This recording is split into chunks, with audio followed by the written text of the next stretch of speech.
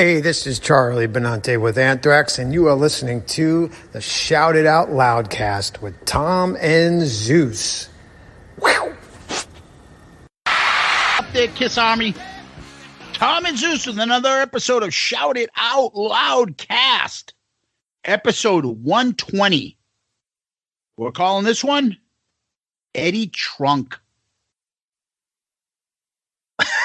It happened. You're about to hear it, people. Yeah, something that we weren't sure if we were ever going to get this to take place, and it took place. And wow, yep, it's here. Yes.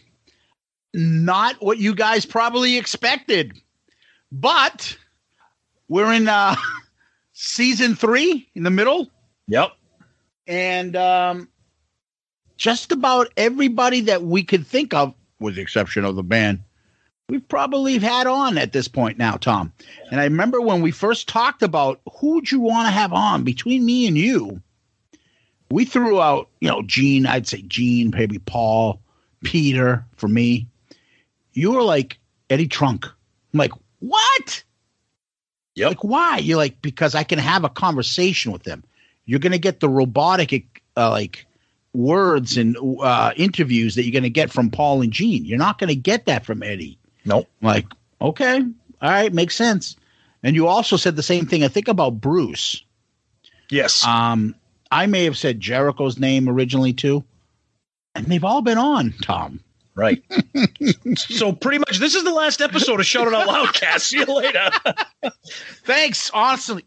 Great 3 years. Thanks, guys. We've reached the top of the mountain. See you later. Yeah. No, but all jokes aside, I've been saying this for a while. And look, we're going to address the elephant in the room. We'll get there. Don't worry. We will. But I have been a fan, criticisms aside, which we will address. And just to have him on, to be able to pick his brain and know that it's going to be an honest conversation is something that I never thought would happen. And we're like to pat ourselves on the back for a minute here. We've worked really hard to get to where we are and to get somebody like Eddie Trunk on this show. So we're excited. We had a blast, and we can't wait for you guys to hear it. We're going to get to it soon. Yeah. You know how we always do it. Before we go, we always got to start with last week's episode. We start with the episode poll. Last week, we had Chris Jericho on, didn't we? I'll give you fever, I'll give you fever, I'll give you chills, I'll give you chills, make you a believer, yeah, baby, baby, you're gonna break your will, yeah. Not a bad back-to-back. Eddie Trunk. Happy Chris Jericho, too. Oh, yes. Happy, cheery Jericho. Yes, that's the kind we like. Yes. So we had him on to review the KISS Album Madness tournament. We love having him on every year to kind of break down and analyze the picks, what went right, what went wrong. So our poll was, which of the final 4 studio albums, so the 4 studio albums that made it the furthest, which would be the champ if live and compilation albums were not included? Rock and Roll Over won with 34%. Destroyer at 31, Love Gun at 18, Creatures at 17. That just shows you how it's all about it's all about pairings and matchups. Love Gun got 18%, yet it played for the championship against Alive. It's just like sports. It's where your matchup is. Yeah. So couple comments there. Joel Hoffman, you guys said cult more times than a Heaven's Gate documentary. The 3 most overrated things in history: Creatures of the Night, Revenge, and Ace's solo album. Okay. Party Man, for me, Destroyer wins simply because it has Detroit Rock City, King of the Nighttime World, God of Thunder, and their first award-winning song, Beth. Graham Richley, Rock and Roll Over, best deep cuts KISS album of all time, far more consistent than Destroyer. Yes, that is true. Bill Elam said, I voted Rock and Roll Over, but I doubt if it could hold up against the legions of Destroyer fans. No, Bill, you won. Rock and Roll Over won. Lee Bruton, Rock and Roll Over for sure. Destroyer is a good album, but after Alive, it was always going to sell bucket loads because KISS were in it. We're in. Rock and Roll Over has better lyrics, licks, sound, and a far better cover. Ooh, that could be a future debate. On the Fly, he's buddy there with his own podcast of his own doing music stuff. Rock and Roll Over is my choice, and that has changed over the past 3 years. One of my favorite Twitter handles, Pocket Rocket Ride. All of those studio albums are great, but the GOAT continues to be Destroyer. It has more KISS classics than the others. I don't know about that. Stuart H. Got to go with Love Gun, with the exception of Then She Kissed Me. Okay, all right. A lot of people rock and roll over, which is why it won. And then a couple comments, episode specific wise. We always read some episode specific comments here, which was nice. Steve and Deuce chiming in with some great comments. I just want to read one thing that Deuce said. He had some really nice thing to say. Been listening to you guys every week for 2 years now. Episodes are always good, some better than others, of course. However, when Jericho is on, it's always great. He lifts everything up, from the topic to the conversation, from the humor to the both of you. Thank you, Deuce. Yep, we love having Jericho on. He is awesome. We love him. John Schaefer. If KISS released a version of the first record with the Eddie Kramer produced songs, this bracket would have been much different. Production on the first 3 records was horrible. I voted for the first record because of the songs, but Paul Stanley is the better produced album. Okay. Gerald Rosenberg. Not Saul, Gerald. The distaste for rock soldiers upsets me. Actually, it made me very insecure. I had a higher security service. I wound up punching the balls off myself. As I'm typing this, I ripped half the hair out of my freaking head. Okay. Sorry you feel that way. Paulie the Wog. Another great episode. Jericho referenced Kim Mitchell, former lead singer of a band called Max Webster. I grew up with his music here in Canada. One of my favorite rockers. Good stuff. Yeah, there's some Twitter stuff. A lot of people were excited about the tournament. It was great, and having Jericho to wrap it up just makes it even better. So very cool stuff. Over on YouTube, Marty White. Guys, I think something was wrong with my brackets. When I ran the numbers, One for All won the KISS album tournament, and Send in the Clowns was the best cover song. Yikes. God. Oh, boy. Anthony Stratus, always a highlight when you have a guest on of Chris Jericho's caliber. Keep rocking, guys. All right. MTL Voots. Yeah, Costa. Great show, guys. This one episode gave us, the listeners, a chance to hear you and boys. Oh, Thank you, Costa, awesome. but I don't think that's going to work. And then we got another one of our favorite things, Tom, and that is Asian porn links. I saw that. They're back. Yep. Thank you for the Asian porn links. We much appreciated that. Over on our Facebook page, Jack Benacchio, full of theme songs today. Everybody's getting one. Yep. Yep. Jack and Costa, you know, the drill, guys. Anybody listening, when their names come up, you get the Greek theme and Jack gets the Italian theme. I really enjoyed this episode. I love the episodes with Chris. He's just a pure fan. Tells it how it is. Love his 80s KISS. And it's great to hear someone passionate about 80s KISS. Also, thanks for answering my question. Anytime, Jack. We love you, brother. Absolutely, buddy. Graham Richley. Great episode. The people have spoken and the people got it right. Ace is the best of the solos. And no, I'm not in a cult. The Ace cult hashtag, I think, picked up, Tom. Yep. Live to Win is cringe. No. No, it's not. You're not going to like this? Hey, Carnival of Souls deserved to be beaten by a half-assed symphony effort. Stop. I love the debate and passion, and I can't wait for next year's. Thanks, Graham. Nice. Awesome. Michael Anderson. Uh-oh. Hey, Zorba. That's Zeus, and Zorba is Montreal Voots, better known as Costa's theme song. Please get that right. Anyways, Hey, Zorba. Was that a Paul Stanley impression or Vinnie Barbarino? Yeah, my Paul is pretty weak.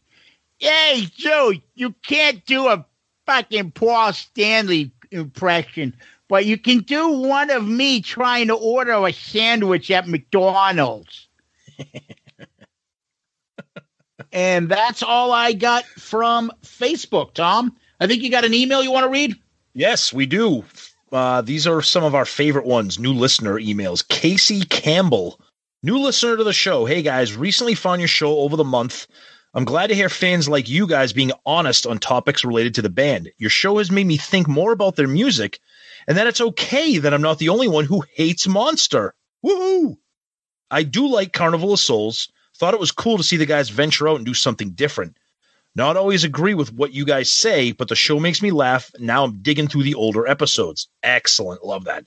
Now I'm off to listen to The Elder and the Paul Stanley solo album. Ooh. One question. Do you guys think they have any audio from concerts during the Eric Carr years? I would love to hear a concert CD from those years, and I feel it's an injustice that there has not been released already. Casey in Idaho. Casey, we talk about that all the time.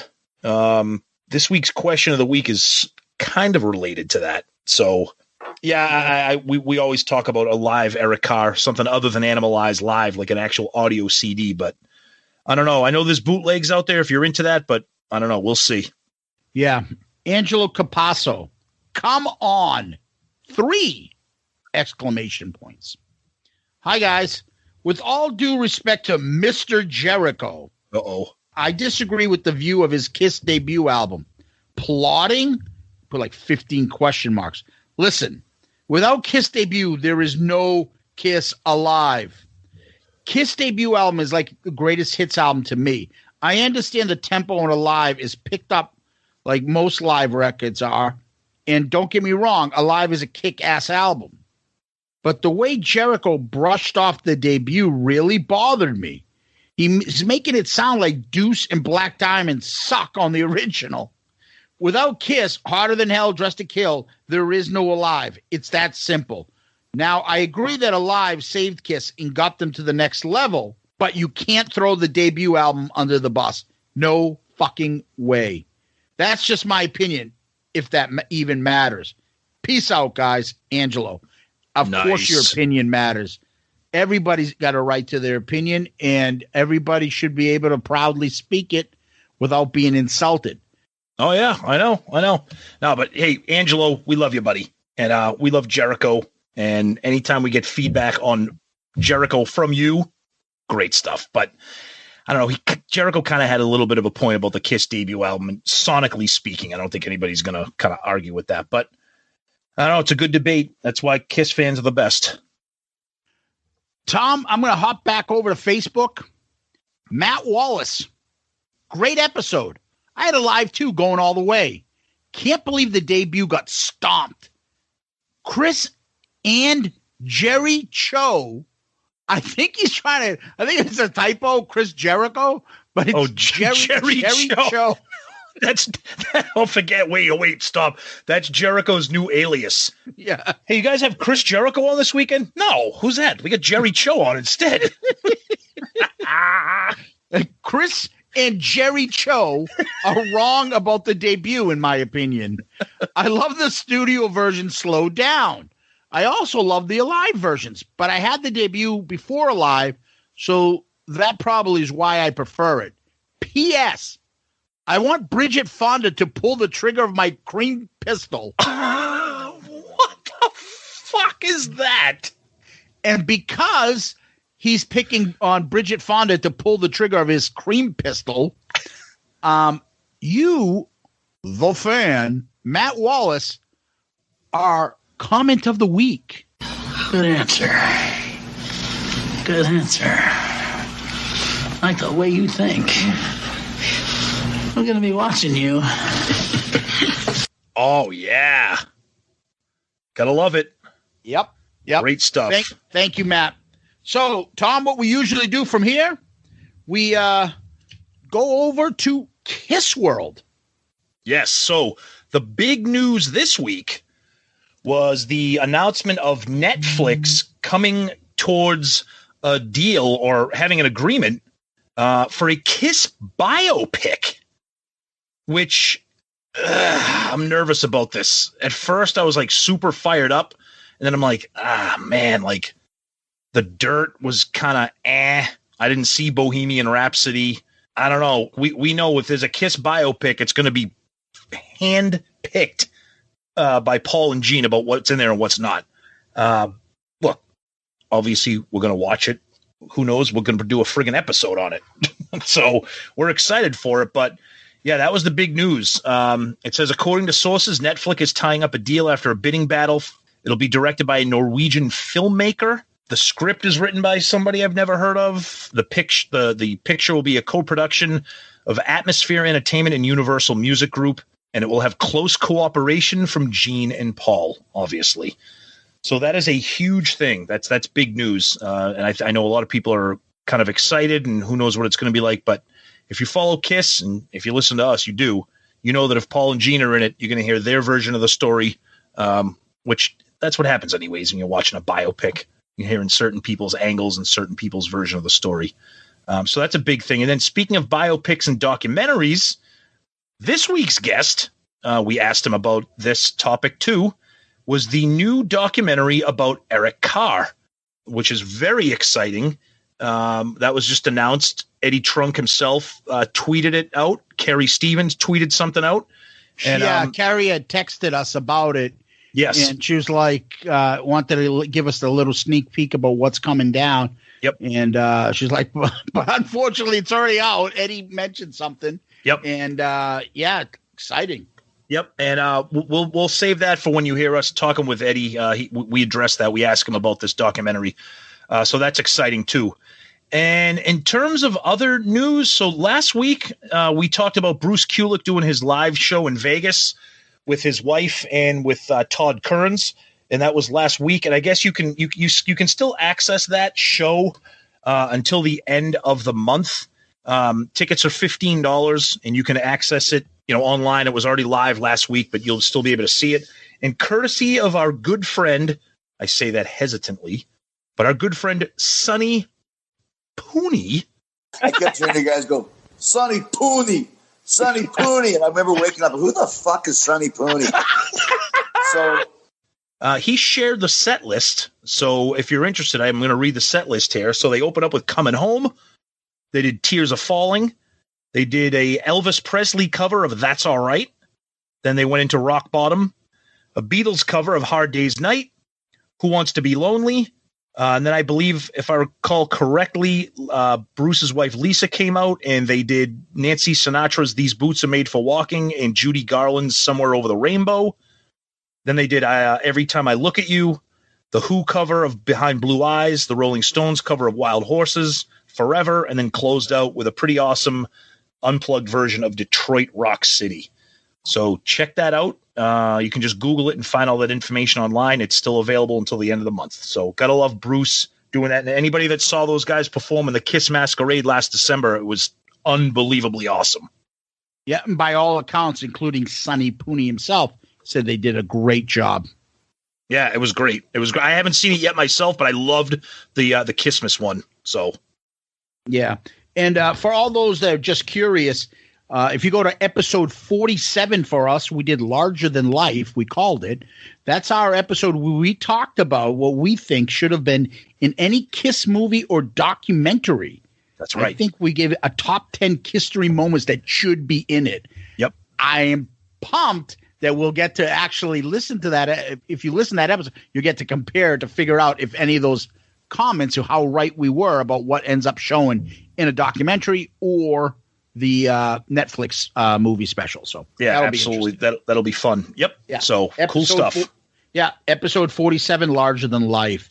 Yep. Then our good friend Pandemic Paul was in the news. Apparently he had an estate sale. And so, I think there was a bat signal got sent out to the KISS nerds, and all of a sudden on the internet exploded with people were running to his house and literally buying Q-tips or something. There was hey, I found a fucking doorknob.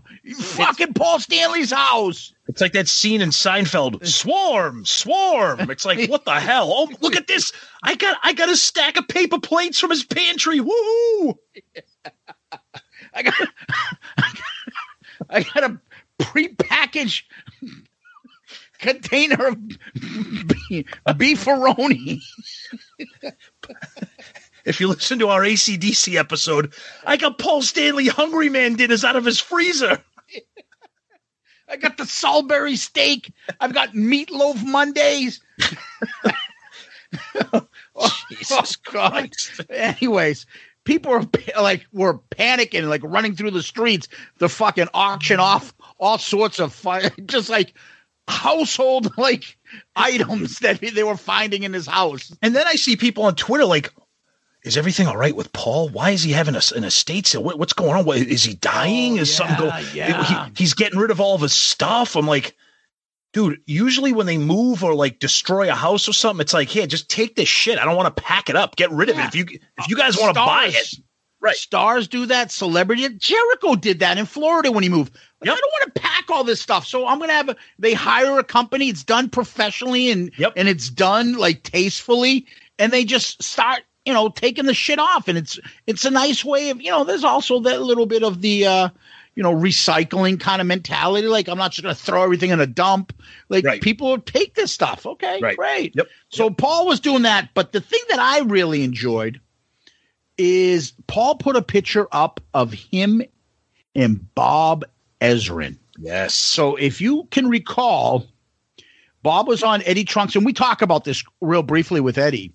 Bob was on Eddie Trunk's show, and he broke the news that this was a while back that Paul is upset with him in that they don't talk because when he did the background work on Julian Gill's book on the Elder, he must have, probably shit on the Elder or whatever. I have that book. Yeah, but he said that Paul got wind of some of his comments and won't speak to him. Mm-hmm. So Paul doesn't do anything by accident. By accident, just no. On a whim. Nope. But he put a photo with his arm around Bob Ezrin and took the picture. Yep. To me, I'm like, wow, what could that mean? And I don't know. I mean, I could be dreaming, but maybe let's get the band back together. Maybe Bob is one of those guys. If they can repair that relationship, all right, I'll go out on a bang with Bob Ezrin, produce maybe a couple tracks for us. Maybe that's something that he can live with and be okay with. I mean, Paul's comment was only the sun's coming out. So awesome to have lunch with my dear friend Bob Ezrin today. They had lunch. Yeah, look, you're a KISS fan, that's a big deal. Like we said, Paul doesn't do things accidentally or organically. Everything he does is, there's kind of a reason behind it. So for him to just randomly throw up a picture of him and Bob, I don't know. Now, again, are we dreaming for them to come together and collaborate? Yeah, yes. Of course we're dreaming, but we would love to see them collaborate so that Monster isn't their last album, and that so some of these KISS albums they've been putting out that have been produced by Paul that we're not too thrilled with can maybe have Bob come in and take care of it. Now, that being said, there's a lot of people that aren't happy with Revenge or Music from the Elder, and some people think Destroyer is pretty good. Other people think it's the greatest album ever made. So maybe there's people out there be like, I don't want Bob Ezrin producing another KISS record. But you know what? Now that I'm thinking about it, maybe it has something to do with all the documentaries and all the stuff going on. Could be. Right? Could be. Bob played a huge role. Absolutely. Maybe they're like, okay, in order to get the rights to this or this and that, we need Bob. And correct. Paul to do that. Yep. But even more importantly, yesterday, cooked up some fettuccine with olive oil, salt, tomatoes, onion, garlic, basil, hot sausage, mushrooms, white wine, butter, a little cream and spices. Just had to add Parmigiano Reggiano, and Sarah and I ate it all. And it's a small Olive Garden type of plate or something of kind of weak-looking pasta here. Dude, that is Applebee's to go. That's what that is. Like, stop, Paul. Oh. Stop.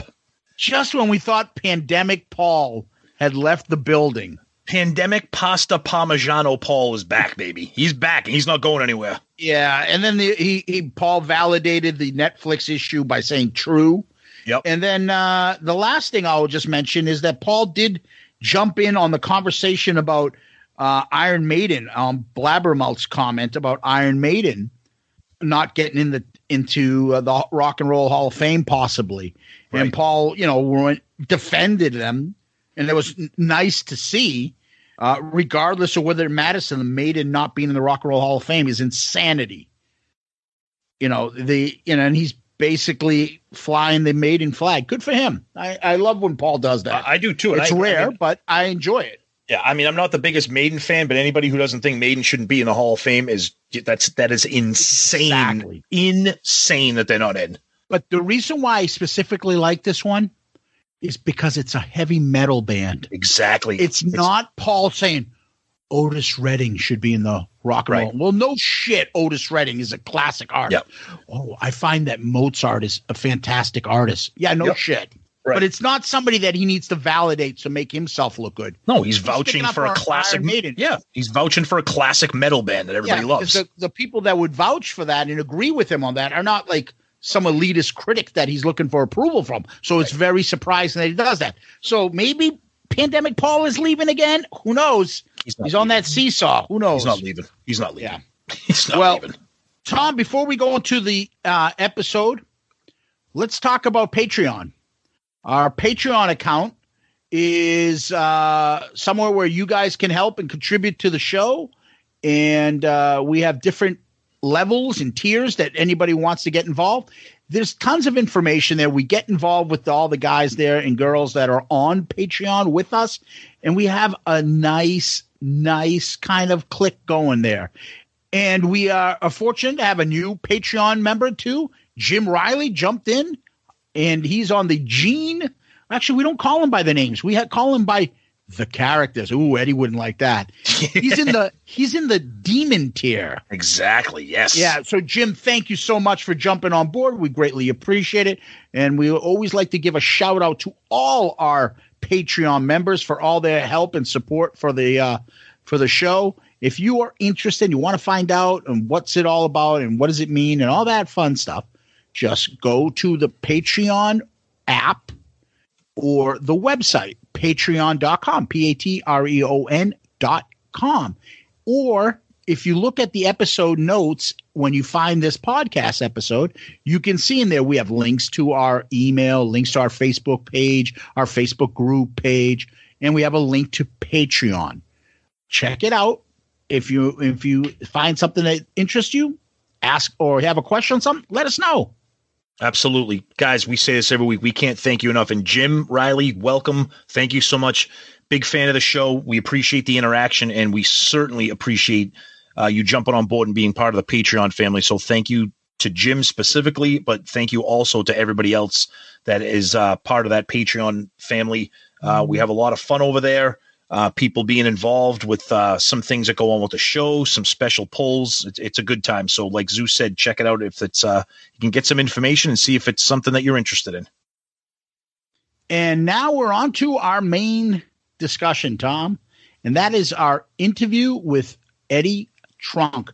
Eddie gave us his time, and he was very gracious with the time. We were very fortunate. I mean, we could have went on for hours and hours and hours. And you guys know we don't have a problem talking for hours and hours. Mm-hmm. But it was better than I expected. A lot better than I expected. We had more time. We didn't just pick around the corners. We went directly at him about our concerns and our issues that we've had over the years with him. We addressed them. We went straight up. We talked to him. He was a man about it. He said, yeah, no problem. Let's talk about it. And that's a big tip of the hat to anybody that can do that. And we talked it through. There was no name calling. There was no yelling at each other. There's no condescension. There was none of that stuff. It was a fun conversation about KISS, our similarities and our differences. Yeah, we came right out of the gate and we told him, we're you'll hear it. We came right out and addressed those issues that we have talked about over the years, about things that he says about KISS and about rock in general. And that's how the interview started right off. And before we started recording them, we told him that that's how the angle that we want to go with. We spent a lot of time on those topics. And then we got into some KISS specific things that are going on in the world of KISS Paul and Gene and different things like that. It was just fantastic and gracious, very open to the conversation, no issues whatsoever. And you know, it was an honor for us to have him on, and we're just excited for you guys to hear what he had to say. We can honestly say there was stuff that he said that I'm sure a lot of you guys haven't heard. He kind of opened up about a bunch of stuff, and we had a fun discussion, and he gave us his opinion. We gave it ours, and you know, nothing left but to play the interview. So here it is. We got a little surprise for you tonight. We're gonna turn the microphone over to Author of Essential Hard Rock and Heavy Metal Volumes 1 and 2. Host of Trunk Nation, weekdays on SiriusXM Volume and Monday evenings on SiriusXM Hair Nation. Host of the hopefully soon to return to TV That Metal Show. And host of the Eddie Trunk podcast. That's right. Here on Shout It Out Loudcast. The one and only Eddie Trunk. Eddie, welcome to the show. Tom and Zeus, thank you for having me. I appreciate it. Fantastic. So every time this is a huge thrill for us and a huge thrill for our listeners, and we're going to get into all that. Every time we have a guest on, our very first guest way back when the show first started was my college roommate and friend from growing up.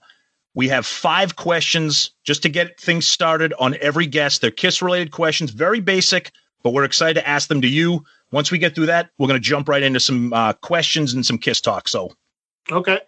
All right. So pretty simple.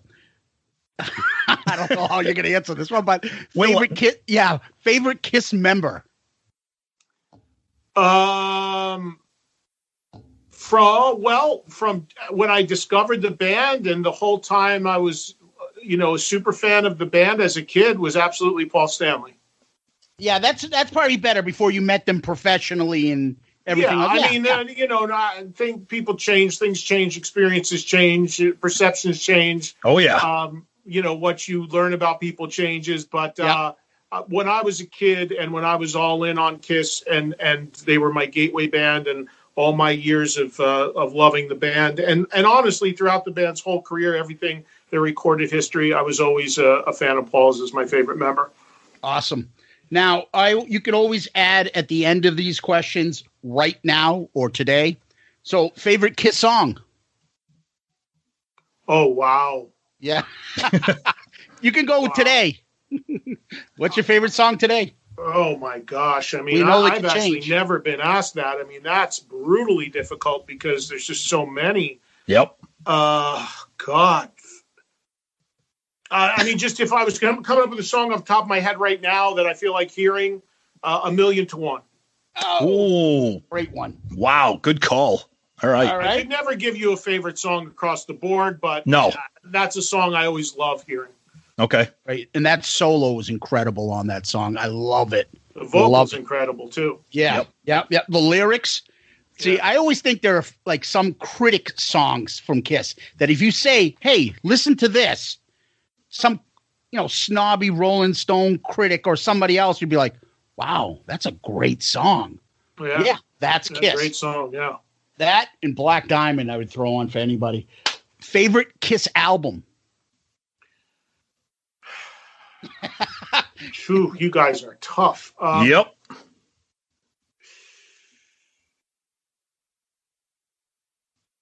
Can I give you 2? Sure. I would say it's a kind of a toss-up right now, at least between Rock and Roll Over and Creatures. Oh, okay. Creatures. All right, Tom. Go ahead, Tom, because we got to get it off. No, because that could be the whole episode. I always say that Creatures is one of the most overrated albums in their entire discography. That people get caught up with the sound and they don't really pay attention to the fact that the songs are not great. But see, I feel that way about Revenge. I think I think Revenge is incredibly overrated personally, and everyone points to that as one of the big 3 or 4 records. But again, it's all personal taste. Not that I dislike Revenge, but I just think Revenge tends to be overrated. Yeah. I got to tell you real quick before we move on, before we started this podcast, I thought Revenge was universally loved. And then we started this podcast and we started having guests on and doing different things and being on Twitter and Facebook. And I'm like, wait, there's people that think revenge is overrated. Holy shit. I can't believe this. This is unbelievable. Yeah. I don't dislike the record at all. It's just not a record that I go to on any sort of regular basis. I think it has some weak moments. I think it's got some great moments. But I mean, when I think of that cluster of time for KISS, the record I really like that I think maybe is overlooked, I think is maybe the best of that string, is Asylum. I think Asylum's an amazing record. Yep. And I think that one doesn't get the credit it should, where Revenge, I think, gets a little too much credit. Interesting. Yeah, so we purposely, in our Kiss Madness tournament, put Creatures in Revenge in the same bracket, and they went up against each other, and Creatures beat Revenge. Yep. Oh, is that right? Yeah, the fans voted Creatures beat Revenge. Yeah, so we put the Twitter polls. We judged that Madness tournament by Twitter polls, and the fans voted Creatures, I don't know if this works with you. How many KISS concerts have you been to? I wouldn't know the exact amount. I didn't keep track. But I would say give or take. I mean, my first was 77. My last was probably, the last time I saw them was probably 2008. Okay. So, and it was at a festival. So I would say roughly 100. Oh, wow. Okay. I'd say roughly 100, maybe a little less. It's really hard to say. Do you count seeing Ace solo? No. All right, so then maybe it's less than that. It would probably be, I don't know, probably closer to maybe 50 then. Wow. Okay. I know that's a lot less, but now that I'm really thinking about it, I mean, there was a stretch of time, especially in the 80s, where I would go to 4 or 5 shows on a tour. Especially when I got to know Eric Carwell, I would go out and hang out with him. So when I factor all that in, and then I stopped going to see them after a certain point. So it's probably closer to around 50. Okay. So I think you're about tied right around that part with our buddy Joey Casada for the most. Yeah. Joey's a little younger than me, so that's pretty good for Joey. And Joey opened some shows. Exactly. Yeah, he toured with him a lot too. Right. Yeah, right. That's the part that he was kind of cheating on. But yeah. All right. So now the last one is, I always like this. Is my favorite question. What's your favorite KISS memory? We know you have a lot, obviously. Yeah. I would have to say it still remains the very first time I saw them. And even though I was just 13, I remember it pretty clearly. And it was December 16th, 1977. It was the third of 3 nights at the Garden for the Alive 2 tour in New York City. And I was driven. I was way too young to drive or anything like that. But a friend and his older sister took us in. And it was my first time really going into New York City and going into Madison Square Garden and experiencing a rock show and the sights and sounds and smells of the street walking in, the buzz going in, then going into the building, and my seats were way up high at the Garden, and then smelling the smell of marijuana for the first time in the air as a 13-year-old, trying to figure out what the hell was that, and then getting all the way at the top of Madison Square Garden. And the thing I always remember about it is the fact that I couldn't, and you have to remember I was 13 at the time, I could not process the concept of amplification. I couldn't understand how these guys that were tiny, because I was so far away, it could be so loud where I was sitting. So that was like, and that first came to me with the opening band, and then when KISS came out. So those are very vivid memories, even though they were so long ago. But that obviously was a really impactful experience, and is widely considered the pinnacle of KISS. So I would have to go with that. Perfect. Can't argue with that. Yep. Can't argue with that. So Tom, let's get into the questions, buddy. All right. So we're going to start off with a good dialogue here on a couple of issues that Zeus and I have talked about a lot on our show regarding strong opinions that you have on your shows. Mm-hmm. Because I can tell you right now, when our listeners find out that you're coming on here, that the first thing they're going to be is, wow, holy shit, I can't wait for them to talk to Eddie about some of these things. So the first thing we want to talk about is a topic that you have waved the flag for a while, and that is the concept of bands performing, quote unquote, all live, all real, plug in and play. And the concept of bands using backing tracks, vocal tracks, enhancements, whether they're electronic or whatever. And the concept of a band like KISS, specifically Paul Stanley, having a bullseye on them for those kinds of criticisms from KISS fans, across the board, but also a lot from you specifically. Whereas we see other bands such as, say a band like Def Leppard or a band like Tesla, which is probably using a little bit of assistance too. And whether or not people like that or not. No. You picked two bad examples there. Okay. All right. I know those guys personally, and they pride themselves on not doing that. But okay. So there's plenty of other bands that do it. Okay. Don't get me wrong, but that would be two bad examples in my. Okay. Because I know for a fact, I know these people personally. So. Okay. All right. That's perfect. So I'll stand corrected on that. But I guess my ultimate point is the concept of a band like KISS, who, yes, some people would rather them not use that. They'd rather just plug and play and have Paul do it.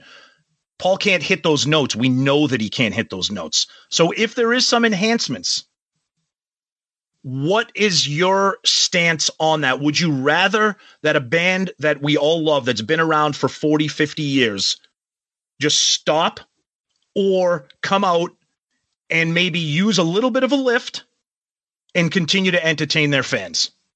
Stop.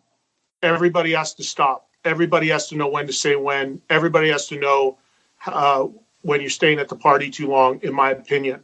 And the thing about it is, look, if you want to talk about people who are critical of people using tracks or lip syncing or using these electronic enhancements, yep. You know who's incredibly critical of all that? Paul Stanley. Exactly. Read the quotes, read the interviews. They're there for everybody to see. Prior to the allegations that he's now doing it, he was extremely critical of that. He used to call out a million bands. We don't have anybody under the stage. We don't do this. We don't do that. Well, I mean, and as far as the nobody under the stage thing, I mean, we all know that in the 80s, they had an offstage keyboard player singer. They had Gary Corbett for a couple tours, and they had Derek Sherinian for the Revenge tour. So I just call out hypocrisy, man. That's all it is. I mean, people can do whatever they want. People can be cool with whatever they want, accept whatever they want. But it's really hard when you were so critical of others doing it, and then you do it yourself or allegedly do it yourself. And the thing about it is this. I am not critical about that with just KISS. I feel strongly about that with every band. I think it's an epidemic. I think it's a problem. I think it's a really, really bad thing for rock and roll. And I feel I have to be really clear about this because people misinterpret it.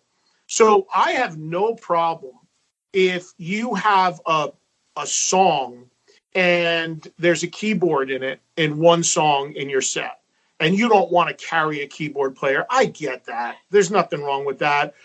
Like Ronnie James Dio, the times he didn't have a keyboard player and he would do Rainbow in the Dark, it was clearly the keyboard lick in Rainbow in the Dark was clearly a track. Nothing wrong with that. I get it. It's blatant. It's obvious. It's not smoke and mirrors. He's not going to pay a keyboard player for one song. I get it. So I'm not talking about little effects like that. But when you've got bands that are doing guitars and instruments and tons of vocals, backing vocal, lead vocal, it's an epidemic. And I know I've been told and thanked by so many artists for being vocal about this because you know who hates this more than anything? The artists who actually do go and play a real live show. Mm-hmm. So I maintain that, like, if saying you think a live rock show should be live is controversial, well, then color me controversial because I don't see how that's remotely controversial. And when you say what should an artist do if they can't do it anymore, well, there's a few things. First of all, I also have to clarify, I have no issue at all with artists who bring an extra musician or two on tour with them to fill out the sound. Mm-hmm. Aerosmith does it. They introduce the guy. He's on stage. He helping us out on vocals and keys and guitar. Here he is at the end of the show. There's nothing hidden. But when you have what I call them, the laptop bands or the Pro Tools bands that go out there and half of the set is on a track, what's the point of the live show? Like, where's the variable? Where's the without a net aspect of playing live? And look, it's rampant in pop music. Oh, yeah. In pop music, it's not only rampant, but it's accepted. If you remember, and I reference this all the time, years ago, Ashley Simpson sang on Saturday Night Live. Oh, God. And got caught lip syncing. And there was outrage about it. Well, here we are 20 years later in the world of pop, and every award show, every pop artist is blatantly doing it, and everyone looks the other way. That's one of the reasons I'm so vocal against it in rock, because we're about halfway there right now in rock, and I don't want to see it go halfway there. I want to see it come back to real, organic, live rock and roll music. And when I host all these festivals and go to these festivals, I can tell you firsthand, you got one band that's out there that just poured their heart and soul into their set, that worked so hard to sound good, all these vocal warm-ups, all the things they did. And then they watch a band come on before or after them where the people aren't, like, it's all on a track. And it could be me, and I have no musical talent up there doing it, going through the motions. And then the audience talks about how great that band sounded. Imagine how you would feel if you were the band that just put so much into your craft. So I believe I got no problem with people using live help. I have no problem with bands tuning down, which tons of bands have to do. But when you reach the point when you physically cannot do it anymore, there's nothing wrong with saying, okay, it's time to go do something else. One of my best friends is the baseball player, Mike Piazza. Yep. Who's a Hall of Fame baseball player, and he's a huge rock fan. Mike isn't catching for the Mets tonight. Mike isn't at the plate tonight. Mike isn't hitting home runs. Mike knew age stops for no one. He can't do it. But what is he doing? He's still involved with the Mets. He still does promo work. He's still on the TV. So it doesn't mean you have to check out completely. But I just believe that for everybody, there's a time and place where it's like that old phrase, you stay too long at the party. And when it comes to KISS, the last thing on this, if you read any of the press that they did around the time of the original farewell tour in 2000, the reason they said they were stopping was for exactly these reasons. Like, they literally used that quote, we don't want to stay too long at the party. We do a high-energy physical show. We don't want people to ask, why are you still doing it? And so there's no shame in it. They were on board with all of this for a long time. So it's not just KISS. To me, it's a problem across the board in rock and roll. And again, if saying that a live rock show should be truly live and that for your hard-earned money you should see a band playing live, I think that if that's controversial, then I don't know what's happened in the world of music. I think one comment I want to say on that, and I think you brought it up well, was that unfortunately I think Paul has a self-imposed target on his back because of what he says.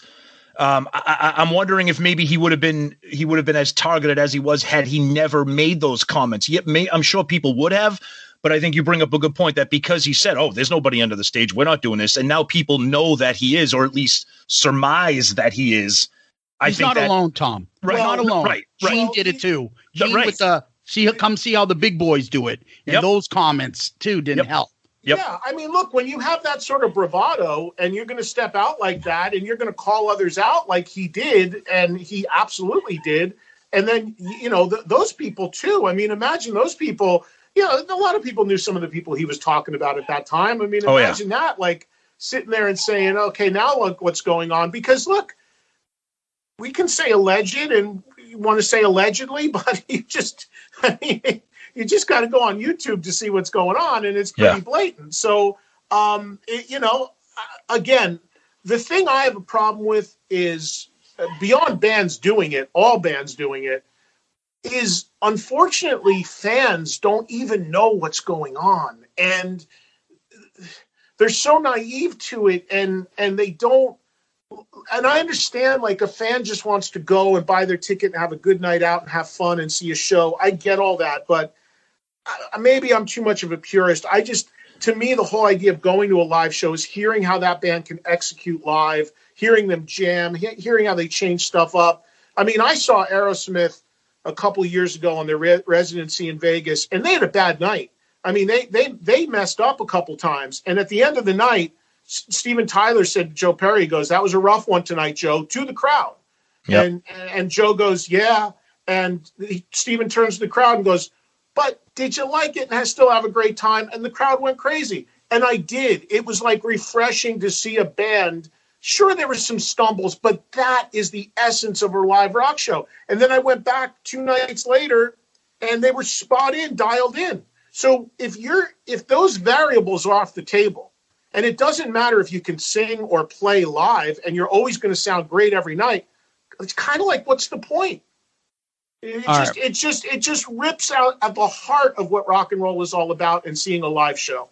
That's my take. Look, there's a lot of people that look the other way at everything today. We're in a society now where everyone's extremely PC, extremely sensitive. I personally don't cave to that stuff. It makes me nuts. And I call it like I see it and how I feel it. I don't expect everybody to fall in line. Everybody makes their own decisions, but it's as simple as that. I just believe a live show should be live. Call me crazy. Real quick, Zeus, I'm going to let you jump in. Eddie, I just want about 20 seconds on this. And I'm not trying to pile on because this is one of my all-time favorite bands. Yeah. Def Leppard I love them, and I love Joe Elliott. They sound like they're getting some help. I'm not asking you to tell me that they are, but they sound like they vocals. I've seen them 3 times in the last 2 tours. I'll tell you exactly. So I have a friend who subs in that band, Steve Brown. Yep. Who is a guitar player from Trickster. Yep. And Steve subs in that band. He is the alternate for Vivian, and he's subbed for Phil Collin as well. Oh wow. Okay.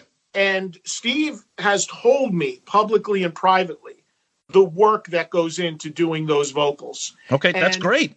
And here's the other thing. I can tell you another thing. And so the thing about this, if Def Leppard were doing that, it would be really bad because they are vocal about not doing it. They are vocal about being completely live. Mm-hmm. And what they do use is they have a system called a fractal, which is a thing where you plug your guitar in and you're not actually going through an amp. It's a device that recreates the guitar sounds that you dial into it. It's just a different processor for an amp, but that's guitar stuff. Vocally, they pride themselves on staying real. Vivian and Phil and Rick are tremendous singers, and I'll give you one other reason why I know it's live. Def Leppard did a cruise, 10 years ago, less maybe, and I hosted it. And on that cruise, Joe Elliott did not sing because he lost his voice. They ended up having to cancel about 5 shows on the tour. And on Def Leppard's own cruise, Joe Elliott was unable to perform. Wow. So Joe called me and said, "Hey, can you round up some singers on this ship that are in the other bands and see if they'll want to get up with my guys and guest on a few songs just so we could give the fans something." Okay, cool. And that's what happened. But here's my point. I sat in there and watched soundcheck and with the doors closed. And Def Leppard that day on that cruise played about 4 songs as a 4-piece without Joe Elliott, with Vivian and Phil singing lead vocals. And I watched those guys 2 feet from the stage do those backing vocals, spot on, all real. I went out to their front of house guy, Ronan, and I said to him, I stood right there, I go, "Tell me straight. These guys are all 100% singing." He goes, "Yeah, man." He goes, "We don't do anything like that." It's amazing. So those guys put the work in.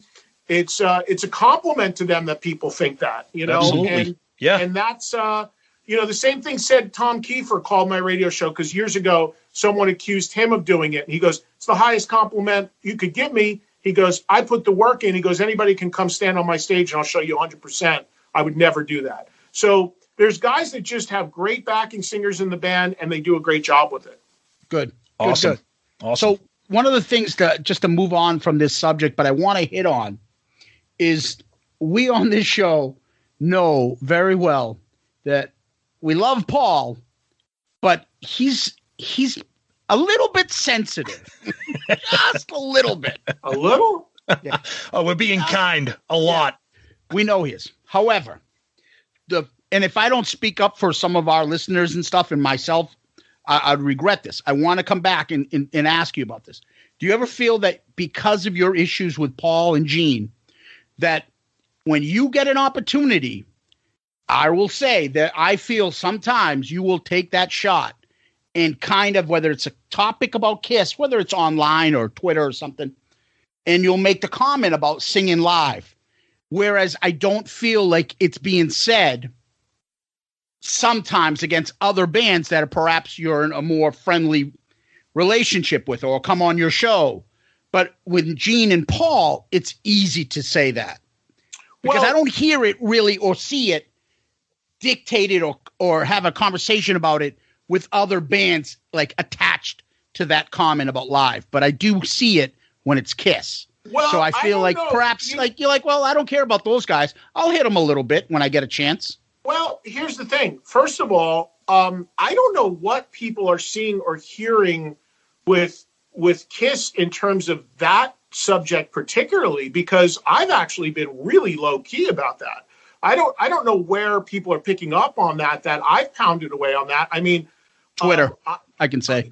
I mean, maybe it's been mentioned once or twice, but God knows not that much. And I'll tell you what, I mean, the people that pound away at Paul on that have nothing to do with me. They're people all over on YouTube. I mean, I've seen YouTube videos of guys that have done put up waveforms showing that the audio is the same every time. I saw somebody post a video the other day where you heard the vocal track. It was the monitor mix, and that was blatant, like right there. So I'm not doing any of that. I don't have anything to do with those posts. Yeah, but there's a lot of people that attribute a lot of things to me that I actually had nothing to do with, but people like doing that. There's people that come on my show and say things that I didn't say, but it gets attributed to me. Yeah, I see it on the YouTube stuff. Yeah. It'll say Eddie Trunk says this, and you listen to it and you're like, well, he didn't say that. He just read the viewer's comments. Right. I'll tell you, I'll stand up in a second for anything I've said. But one of my biggest problems with what I do is I have I'm fortunate that in 38 years I built a very passionate audience, and I appreciate that. But I have a show, and my show is modeled, as I call it, sports talk for rock fans. Mm-hmm. So if you listen to sports talk, that team was great, that team sucked, this guy sucked tonight, this guy was great tonight. I want that open dialogue. But there's plenty of times that callers will call in and have a position on something. And even if I don't comment on it or agree on it, because it happened on my show, it gets attributed to me. Yeah. There are artists that will come on and say stuff. Just happened recently with Geezer Butler. And even though I didn't say it, he said it, it gets attributed to me. So I'm used to that. There are people that take things that I do all the time, cut it up on YouTube. I can honestly tell you guys as I sit here, I have never posted anything on YouTube in my life. Sadly, this is pathetic, but I wouldn't know how to do it if you asked me to. But fans do, and fans get real creative with the editing and what they do and don't take. Yeah. So reality and perception can be two very different things. And by the way, when it comes to this particular subject, the reason why I don't always name names on it and call people out on it is because I need to know definitively that it's happening. Because to me, it's a pretty serious thing. Yeah. So you have people out there in the KISS community, and it had nothing to do with me. It's not me doing it, but they're posting all the time their proof and their thing. That's not to do with me. I can tell you another example, though, where I called it out, where it was blatant. A few years ago, Bon Jovi were on tour, and John was at the mic stand, and he walked away from the mic stand, and lead vocal came out of the PA. And a bunch of people sent me that clip. Yeah. And I tweeted that clip and I said, what's going on here? And, I was public about it. And I know John, and John has been on my show. So, and the band defended it and explained that it was their defense of it was a track that they were using in sound check for the PA, and that the sound guy mixed it wrong or something. I don't know if that was true, but they responded to it. So it's not true. I mean, a lot of KISS fans live in a bubble and think it's all the whole world revolves around. They do. That's true. And I don't. I mean, I love KISS, but there's a much bigger world out there. I don't stress it. I don't worry about it. And one other thing to clarify about what you said a second ago, Gene Simmons has no problem with me at all. So it is not Gene Simmons. I know that for a fact. Okay. Gene does not work with me because he doesn't want the backlash of Paul. Paul Stanley runs KISS and has for a couple decades now. Now, I'm not saying him and Gene aren't equal partners, but Paul, anyone that knows anything knows Paul calls the shots. So Gene has personally told me he has no problem with me at all. I know Gene. Gene's a straight shooter. I know Gene would probably love to debate all this stuff with me, and we'd have a great, fun debate about it. We've had him in the past. So I know all those guys, and look, I don't blame them. Nobody wants to lose their gig. Nobody wants to deal with the guy. You said it yourself a second ago. Somebody that's hypersensitive to this stuff. Nobody wants to deal with that, especially if you're working for them or with them. So I don't blame any of those guys for how they have to conduct themselves around me at the moment. It's just silly to me that I've said all the time, they're the one band you can't have an objective opinion about, because either the certain segment of the fan base or whatever will come after you, or that one of the guys in the band just blocks you out. That's his prerogative. It's fine. But you can name me any band, guys, any band, and I love a ton of bands, and I will tell you exactly times I checked out, records I didn't like, shows I thought that sucked, lineups that I thought that sucked. And I'll have no problem doing that. And most of the bands will have no problem talking like that. KISS is the one band where there's a person in the band and there's a segment of the fan base where that's not allowed. You got to be on the track at that second on everything that the mandate is on that day. Otherwise, you're a problem. And that's just unhealthy, I think. Yeah, there's a couple of things there. The running gag here is wrestling, Star Wars, and KISS. The most fickle fucking fans you'll ever find. And on that note, I've been saying for years now here, Paul is the band, Gene is the brand. There's no point ever I can picture Gene putting his foot down about something, saying no, that Paul wants and that Paul doesn't get. But if Paul puts his foot down and says no, it's not happening. Right. Look, Paul runs they that have stuff. I mean, they're business partners and they've been together forever and they've got a hugely long and successful working relationship. And most people on the inside will tell you that they're very different people and they actually don't always get along at all or agree. But what I had been told was a number of years ago, Paul wanted to stop doing this. And he knew, I mean, he's the front man of the band. I mean, he's got to bring a certain energy. He's got to be able to sing. He wanted to not have these questions that we're talking about being asked. He wanted to avoid this. Again, this isn't me talking. Just read the interviews. They said it themselves. I don't make this shit up.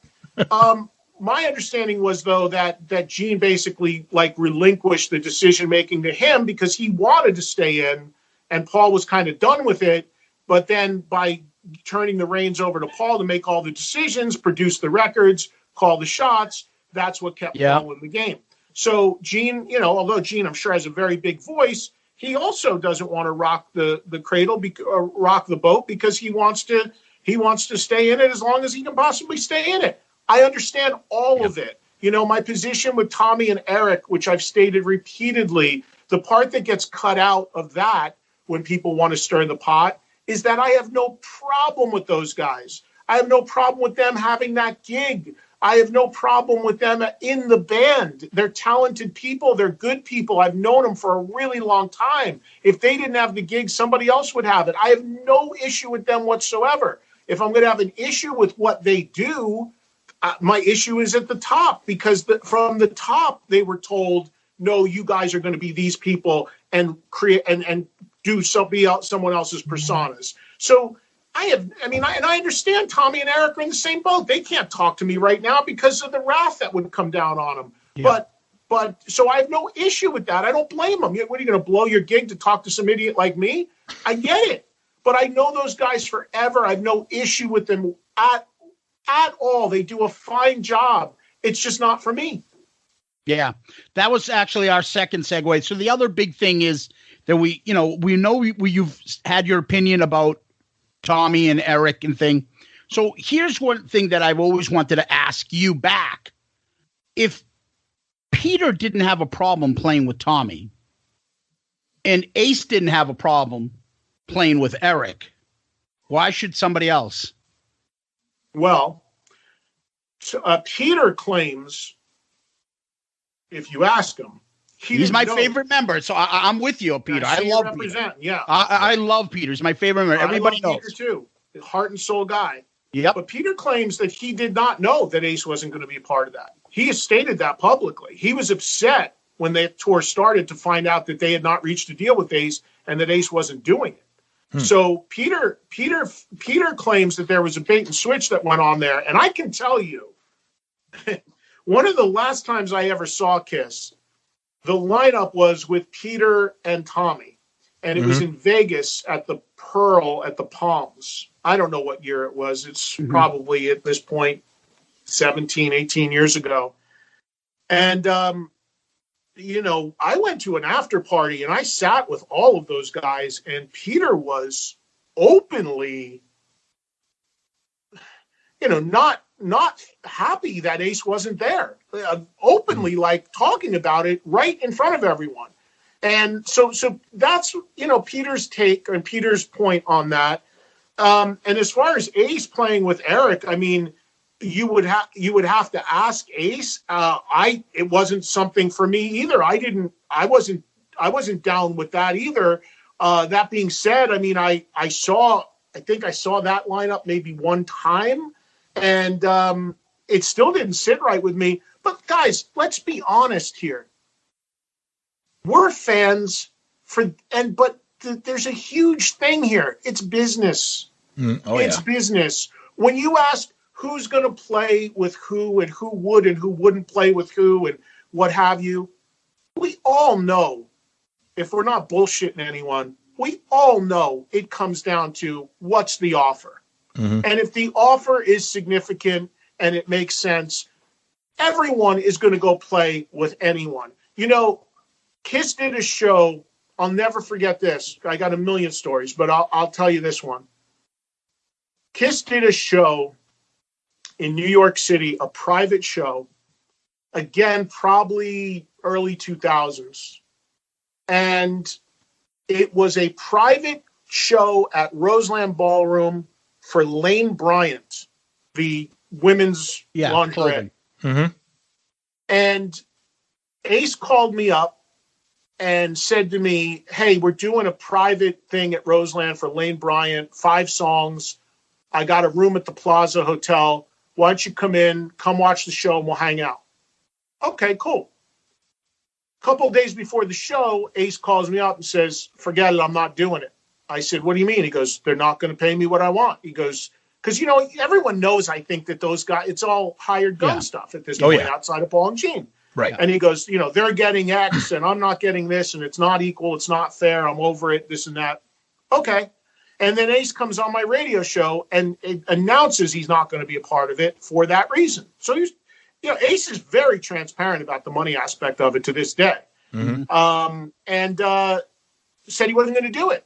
And came on my show and asked me to post on my website that he would not be participating in that event. And then the day before the show was supposed to happen, he calls me, he goes, it's back on, I'm doing it. I said, what? He goes, yeah, they met my number. Wow. So I said, okay. So I went in, I attended it. I went to it. They played, that was a played to a track, like completely, like that was like live vocal. By the way, that's a different thing too. When bands go on TV shows and stuff and the old American Bandstand, they're blatantly playing to a track. We all know that. Mm-hmm. So it was one of those deals because there was models walking around while they were playing. It was weird. And after that show, Paul Stanley, I'll never forget, came up to me and he's like,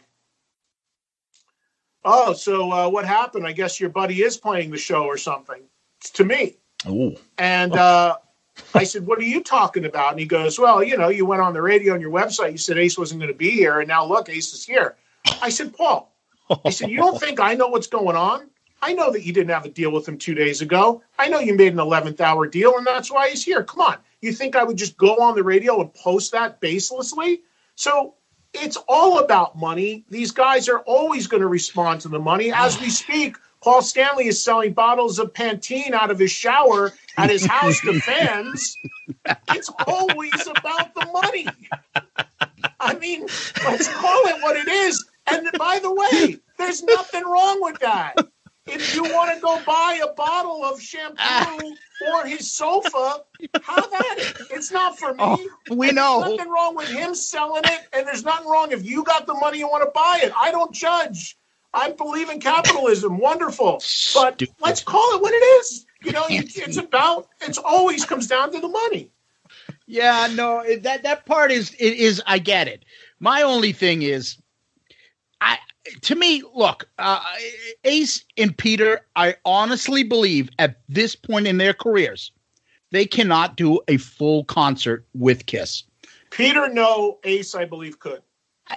Okay, I'm Paul. I'll picture this. I'm Paul. I've got all the money in the world. I've already got people all over my back about, my singing and stuff. I'm on my last farewell tour. I'm enjoying it. Tommy's on time. Tommy's reliable. I pay Tommy this. I never have a problem. He's reliable. Do I want to go through my last tour miserable because I can't trust Ace to show up to be here on time? I don't want to deal with that shit. So to me, I think that's how he looks at it. And I can't trust that Ace will perform the whole way through on a long end of the road tour, and I can rely on him. I don't think he could have done it.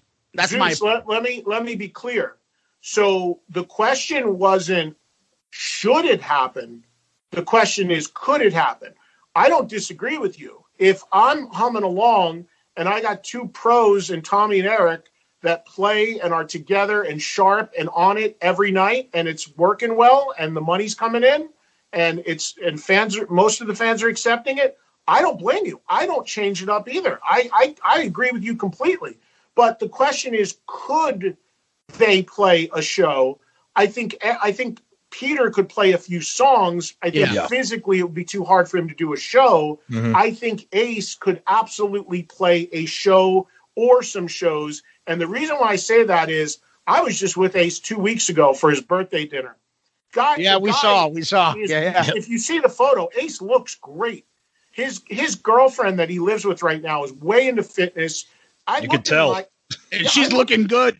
Yeah. So I looked at him and I said, Ace, you look like you could fit in the costume. And he goes, I'm about 5 pounds away from what my weight to fit in the costume. So He's in really good shape. He's been clean and sober for a long time now. He's still, in terms of music, he's still the most active guy in terms of writing and releasing and recording music. Mm-hmm. So I think Ace could easily do a series of shows or a show. Yep. Peter will be the first to tell you drumming is physical and he's got, it's very difficult for a guy his age. So, but I agree with you completely that you have to say, well, why would you if you were Paul running the show and you can keep doing this? But there's one other thing about this, the last thing in terms of why you would consider calling Ace and or Peter to do something. If we're talking very honestly here, as we are, is anybody in denial that the end of the road tour and the last leg of it was not even close to sold out? That many arenas had upper levels closed off? That the Staples Center in LA, when it was first originally supposed to happen, you could pull the seating grid. I have a screen grab of it someone sent me. There were no tickets sold. So when you're out there pounding it for so long on it, as you just called it, the latest farewell tour, you reach a point where it's like, there's a lot of bands on the road. There's a lot of competition. Mm-hmm. Your last run of dates were half houses or 3/4 houses. You're curtaining some upper levels. Those are all signs you need a spike. You need something to send up a flare and get people excited again. That's the only reason why I could potentially see it happening, because when KISS comes back, they're going to be up against everybody on the planet on the road. Everybody who's been on the back burner for a year and a half, dying to get out there. Good point. Here you go with the same show and the same farewell narrative and the same band. Same set list. Already before this happened, not doing great business in terms of, I understand. I'm not talking about festivals. I'm not talking about Europe. I'm talking about in America, in arenas. You're going to need some help, maybe. You're going to need something to get fans excited. So that's the only reason I could see it happening. Otherwise, I don't blame them for not doing it, and I'm not saying they should. As right as that makes sense, I really struggle to believe that Paul Stanley is going to admit that he needs help to sell tickets, and that help comes in the form of Ace Frehley. I just don't see Paul Stanley ever. Paul would rather Ace. Ace. He won't want Peter. I don't think him and Ace have that much of an issue. I think Paul is always the dick to Peter for some reason. But I'm not saying I'm not saying it's because of any animosity. I'm saying it's because of Paul needing anything. Oh, not that his ego. His ego. They're right. Not that he doesn't like Ace. I don't think Paul's gonna say we can't sell out these seats. We need Ace, we need Peter, we need, whoever. I just don't see him doing that. Maybe I'm wrong. I don't know. Well, look, it ties into that narrative that they've put out there this entire final tour, which is when people have asked about Ace and Peter, the narrative is, well, they're welcome. They can come. They're welcome to play anytime. Yeah. Like you can just pull up to the backstage door with your guitar and say, can I play? Right, come on. Right. But that's floated out there because especially in the beginning of this thing, they wanted people to think, hey, maybe tonight in Boise is the night that Ace walks out. You know? Yeah. Yep. If you keep that out there as like, hey, our door's open, it gives the fans the impression of like, oh, this really is going to be this big celebration, and the guys could show up maybe at the show I go to, when we all know that's not how it works. Yeah, so Tommy always gives me crap about this, but here's my theory about how it's going to end. The last 10 maybe dates, this is what I picture. How are you going to get Peter and Ace? I don't think they're going to play the whole set, but I think they're going to be paid a number to come out. And what will happen is Tommy and Eric will have the makeup on. Then at a certain point, they go off the stage, they take off the makeup, and then Ace and Peter come in on the makeup.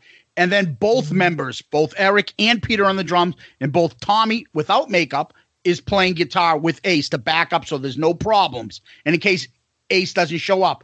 And then Ace has got the makeup on. Peter's got the makeup on. Eric and Tommy do not. And they play. Bruce comes out. That's your final 5 or 6 songs, maybe, let's say. That's how they end their shows, and that's how they'll end in New York City in the final. Is that something that could get done?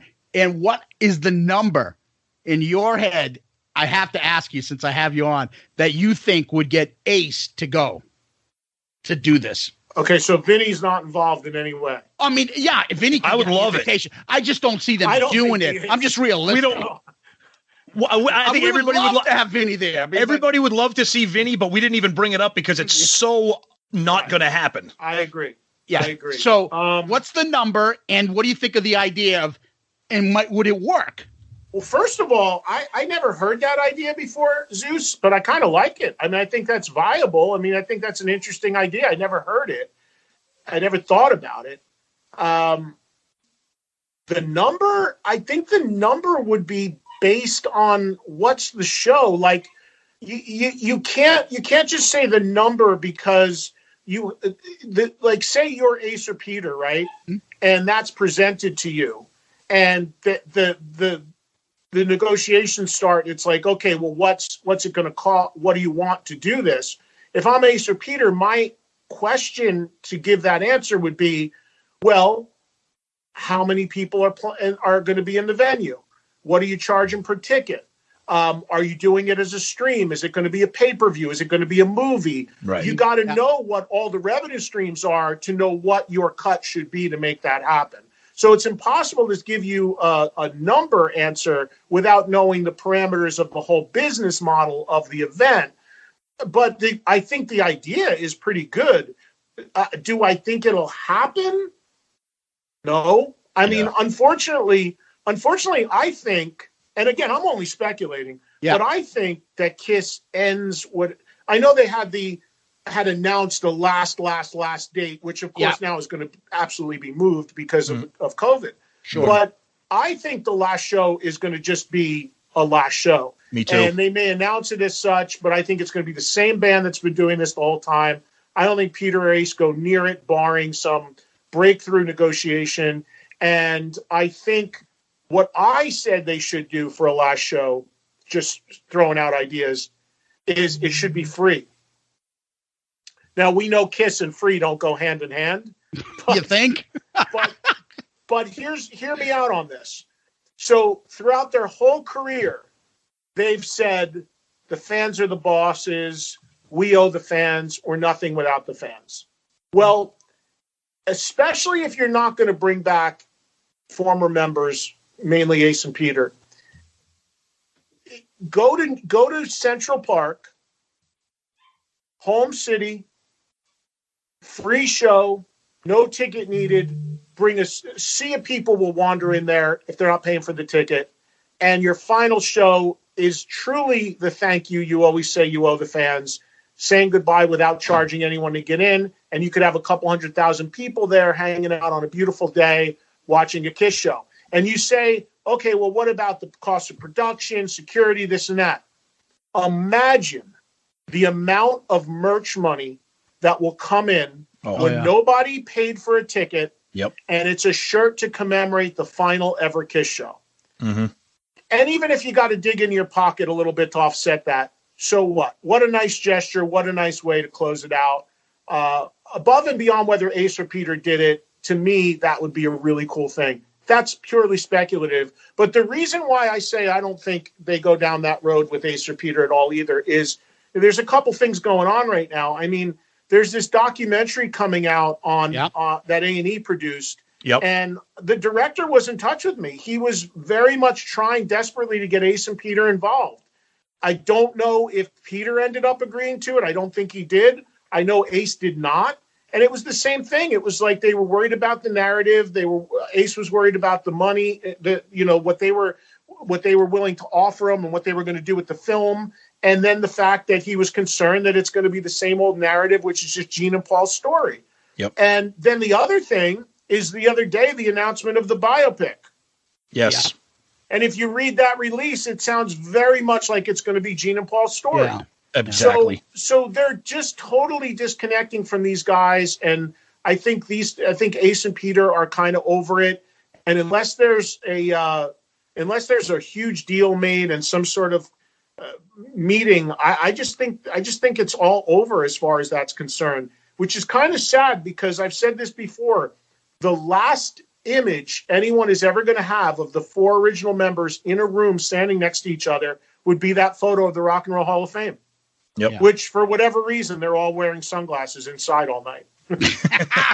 I never understood that. They're all wearing sunglasses inside the whole night. I know. All right. So Eddie, we know your time is valuable. A couple more questions. We've kind of gotten those big controversial topics out of the way. I want to ask you what your thoughts are on this. So Paul Stanley's Soul Station. Zeus and I not long ago did an album review. Album reviews are part of a recurring theme of our show. I had absolutely no interest in it at all. I listened to the album. I applaud Paul. He did a very nice job. It's probably not something that I'll ever go back to, but he did his passion project. It worked out fine for him.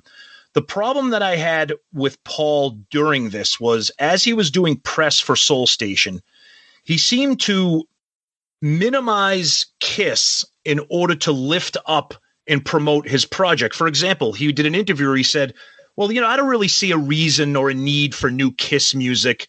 And, and he was making kind of, jokes and kind of comments about what would happen with that.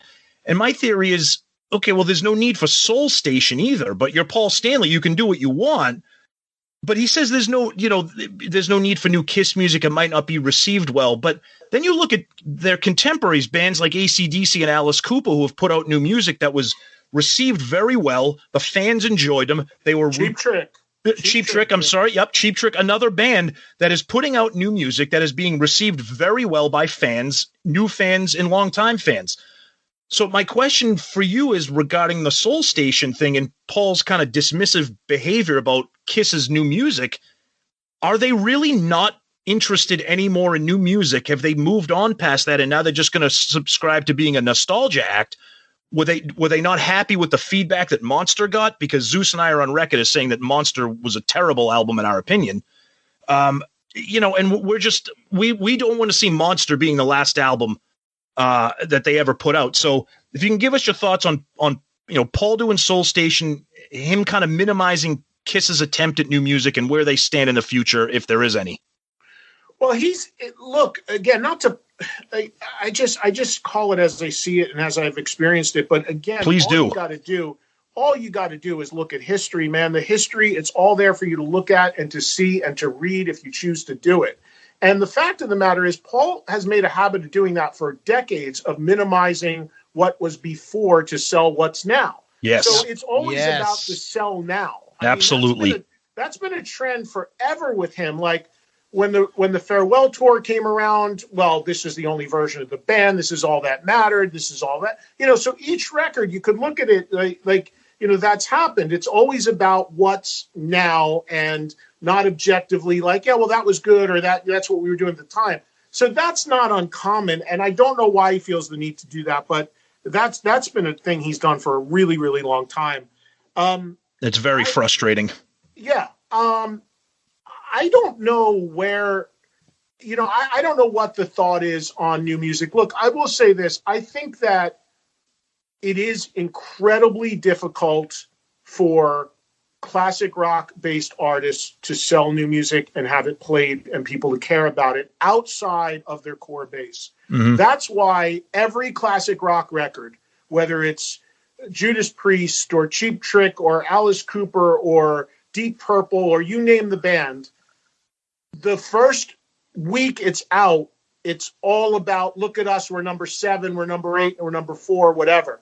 Yeah, and then it falls off a cliff. Where the record is in 3 weeks, because it's usually completely off the charts. Yep. Because it's all front-loaded to the hardcore fans, and then there's no real sustained support because classic rock won't play new music, and the bottom falls out. Yep. Back when I grew up, it was about where you entered the charts, and then for a year you watched the ride go up and down with the singles that came out or the videos. Yeah. Now it's pre-sell, preload, first week number, put out a press release, but don't ask about the record 3 weeks later because it's gone.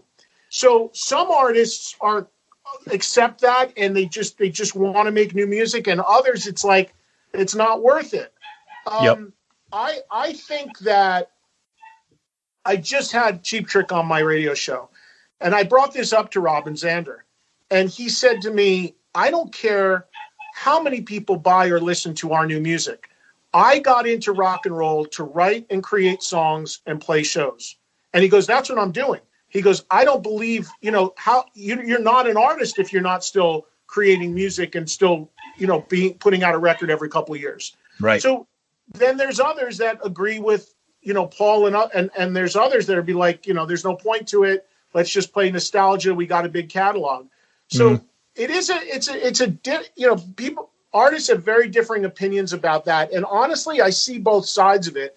But I do think when it comes to a band like KISS, when it comes to a band like Guns N' Roses, who people have been clamoring for new music from this new lineup forever, there's something else at work. There's a dynamic. There could be inner weirdness. There could be inner tensions. Going out and playing shows is easy. You rehearse, you can take your own bus, your own plane. I know artists that the members don't even stay in the same hotel in the same city. Yeah. They don't see each other or talk to each other except for the time they're on stage once the set is down and rehearsed. You can do that. You can make a lot of money doing that. You can do that for a really long time. To go into a studio and spend time face-to-face with someone, writing, creating, recording, that's a completely different dynamic.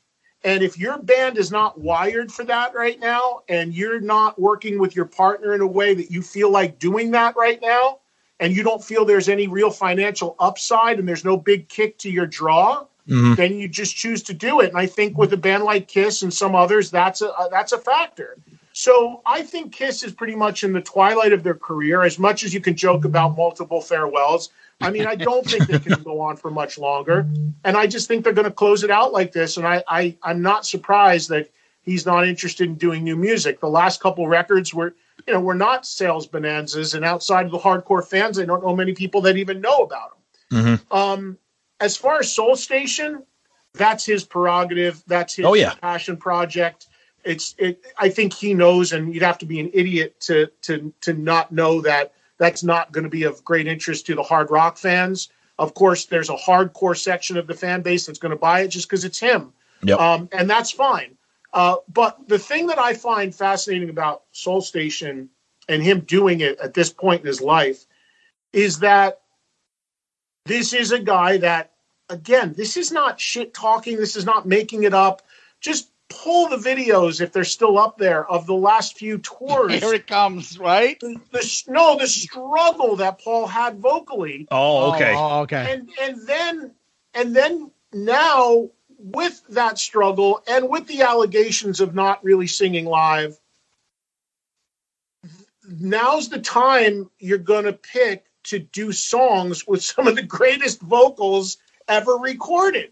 Like, good point. Yep. That's like, that's like, again, bringing the athlete aspect of it into play. It's like, well, you're under pressure to hit 40 home runs this season, but we know you're retiring and your knees are shot and you can't swing the bat, but you better figure out how to do it. So in a way, I give him credit for trying to take that on. And you can do a lot of trickery in the studio to sound okay in the studio. But I don't know how, like, with his, and that's one area, man. If you're singing R&B like that, I mean, that's one area where you got to do it live and real. That's what it's all about, is the vocal. So I thought it was incredibly bold, brave, ambitious to try to make a record, regardless of if you like that kind of music or not, that universally that's thought of as some of the greatest singing by the people who made those recordings. And to tackle that now, at this point in his career, I thought was pretty eye-opening.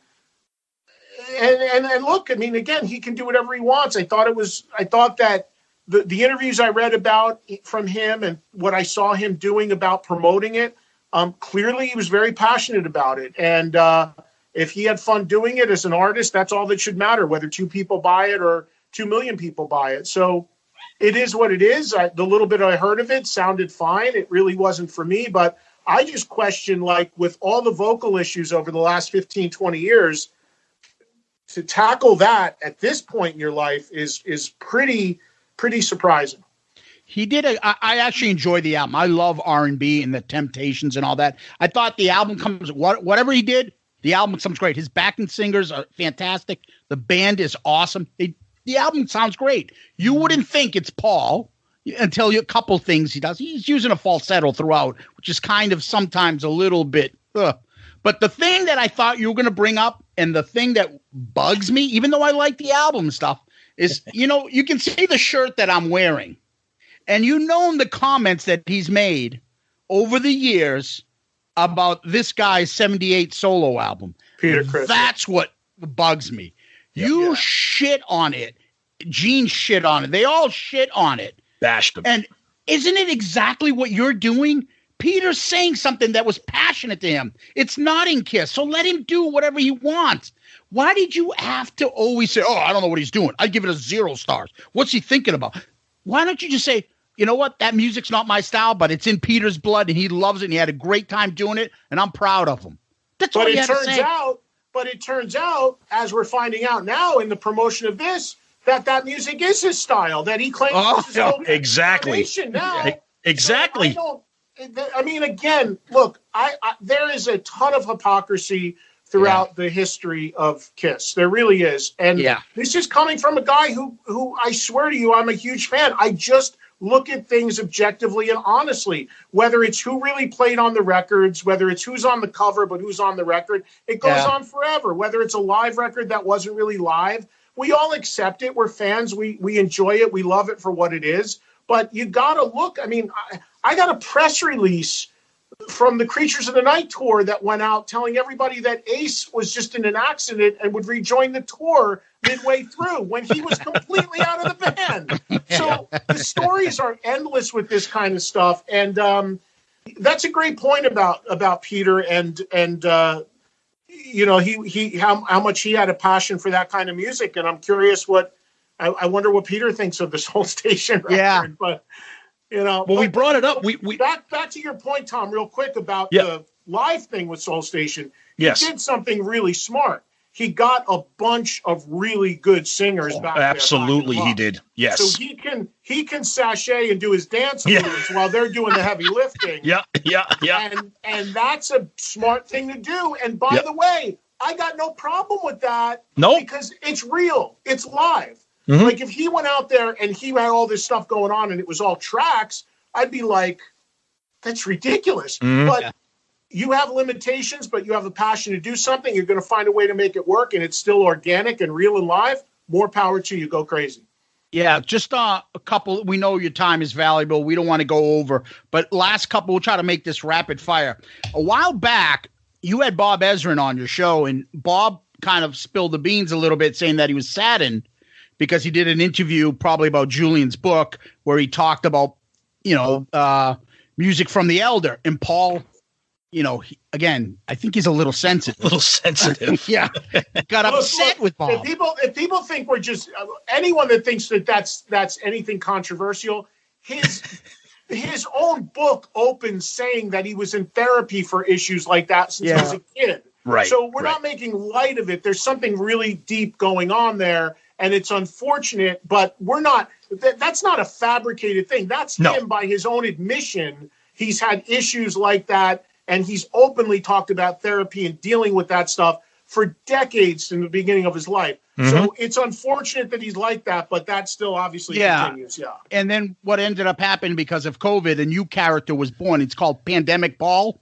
So if you follow him on Twitter, you will find that Pandemic Paul loves to espouse all this wisdom on everybody, whether it's making prosciutto pasta or flying on his 10-speed bike doing wheelies and telling people to wear masks. But he got really preachy and so this Pandemic Paul character was developed, and he's been taking over the world and turned very, very left. So another hypocrisy part would be the part where now all of a sudden he used to put out videos telling people, well, why are you listening to musicians or other people talk politics? They're idiots.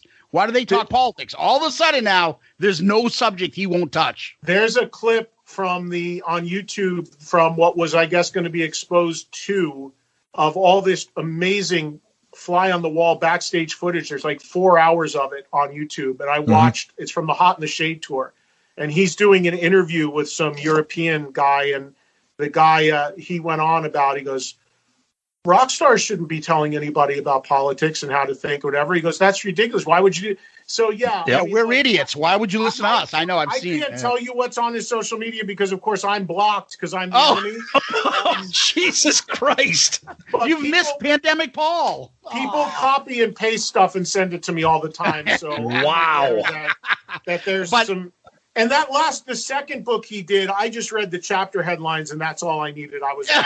It's terrible. It terrible. was like all of a sudden this guy's like a self-help guru. What's going on here? Yep. But he did find one little segment to talk about KISS, and that was to have like a paragraph or two where he just shit on Peter out of nowhere. After he just preached about letting things go and move on and be happy with yourself. He can't paragraph to be like, and Peter Criss, he's a miserable human being and he's just always upset. He needs to do this and get a life. He can't help himself. He can't help himself. Yeah, we did that. And it's one of our more popular episodes. We kind of bashed that book, but anyways, get back to Bob. I wanted to say that basically we saw the part and Bob was a little bit upset because he's saying that my friend Paul is upset with me because of comments I made about the Elder. Now, I don't know if you saw this, but there's a photo that went up. Paul put up a photo with him and Bob Ezrin with their arms around each other. I don't know if you saw recent. It was last week. Yeah, it was this week, I think, with him, with his arm, and everybody just lost their minds. Revenge 2, here comes Destroyer. Like, you know, I don't know. What do you think? Paul doesn't do anything without a reason. He put I don't Paul. know, maybe there's hope for me then. Maybe there's a photo of me with my arms ready. That'd be great. But any thoughts on that? No. I mean, I remember when Bob said that during the interview I had with him, and it was something he said about the elder at some point. And again, you're dealing with a very sensitive guy who, I mean, I've got a million stories of people who've told me that he's had issues with them and they couldn't figure out why, because it was so deep down a rabbit hole that they couldn't even believe it. So I don't know what Bob would have done, but I do remember Bob saying that during the interview that I had with him. And, you know, I'm glad. I mean, Ron Nevison, who did Crazy Nights, who I also interviewed, I believe there was some issue there because Paul desperately wanted Ron Nevison at the time of Crazy Nights and even waited to have him do the record. And then afterwards, you know, it was talked about, oh, that record should be remixed or this or that. So I think there was some stuff with Nevison too at one point. Hard to say, man. Again, I tell this to people all the time.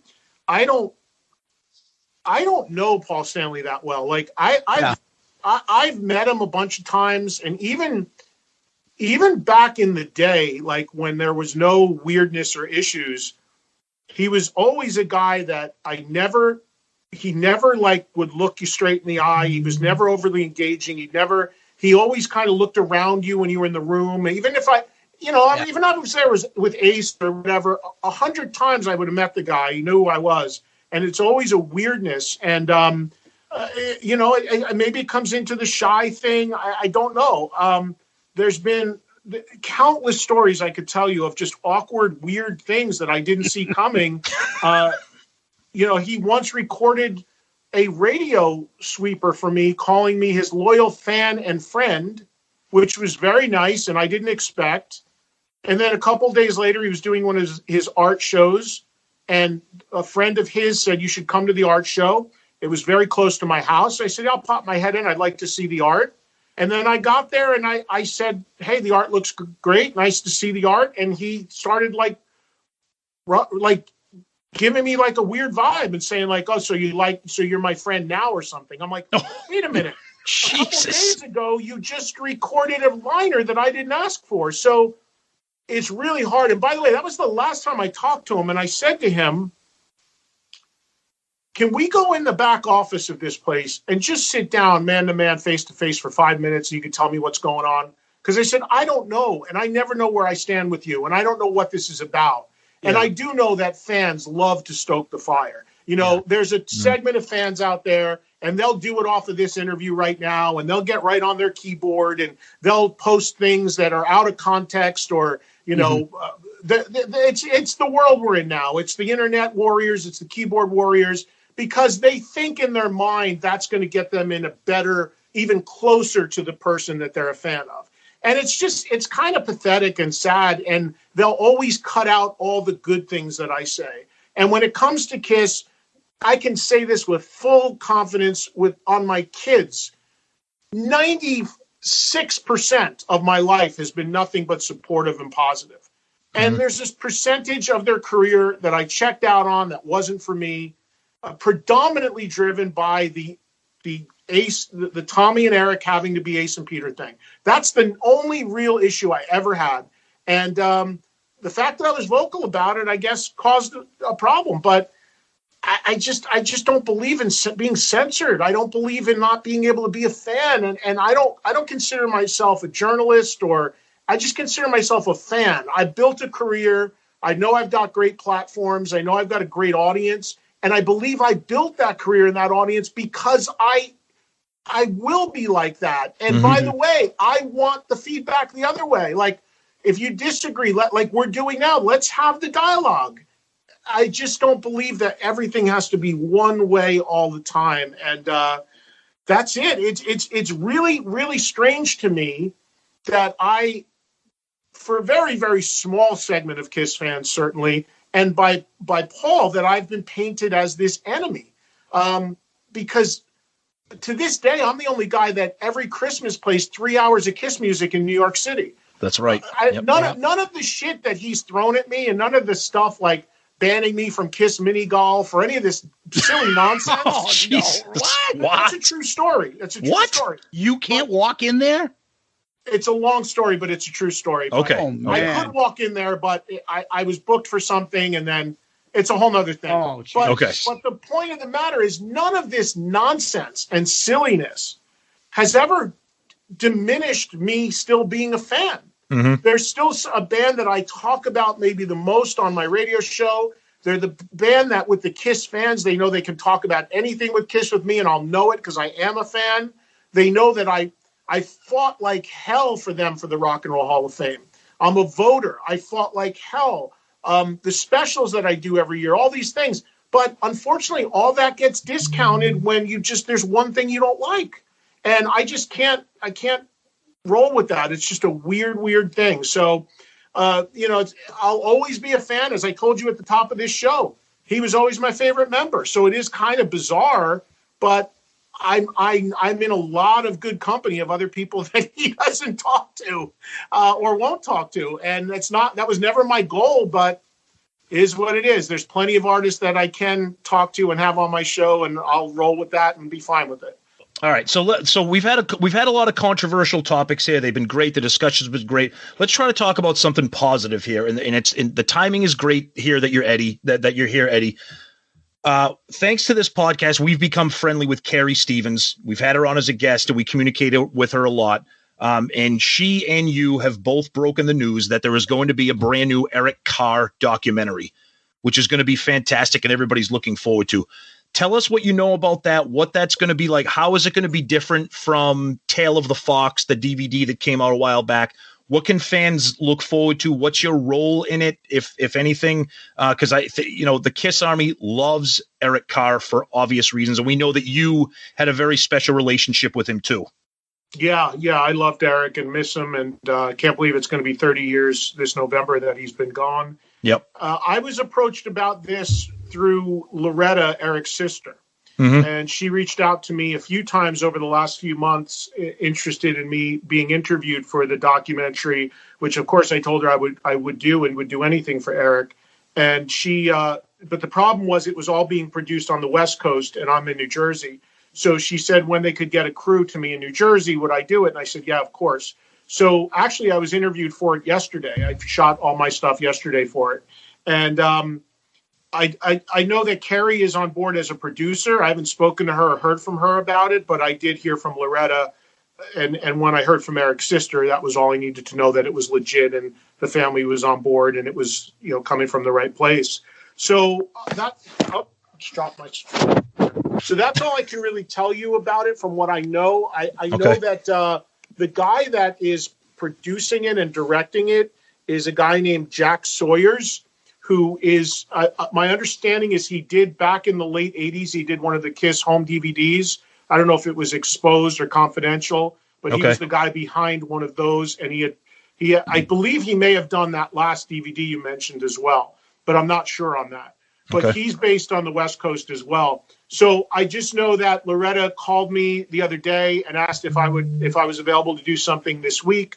And I said yes. And the crew was here yesterday, and I spent a couple hours reminiscing and telling stories about Eric. And they had told me that the plan is to have it released this November for the 30th anniversary of his death. Awesome. Wow. Excellent. That's going to be great. Good to see. Good to see. It's deserving, and I'm looking forward to seeing it. And I think that I believe they did get Ace and Peter to contribute to it. I don't believe Gene or Paul are going to be involved in it, but I think Ace and Peter are. I know John 5 shot a segment. I shot a segment. So they're making the rounds, talking to some people. And then she told me they were very close to being done with shooting it. Mm-hmm. And then they were going to be editing soon, and they really wanted to target getting it out for the 30th in November. Excellent. Awesome. Zeus. Yeah, he I think he did do KISS Confidential. The last thing I want to hit you with is, for me, that is, I still think this tour is going to end. They're going to be like, great, congratulations. Gene moved to Vegas for a reason. I think they're going to set up a residency in a Vegas show for KISS, whether they'll perform maybe once a month or do something, and then he could show up one time and play with the KISS house band, or Peter can, or Ace can on a certain night. Some sort of KISS themed Vegas thing.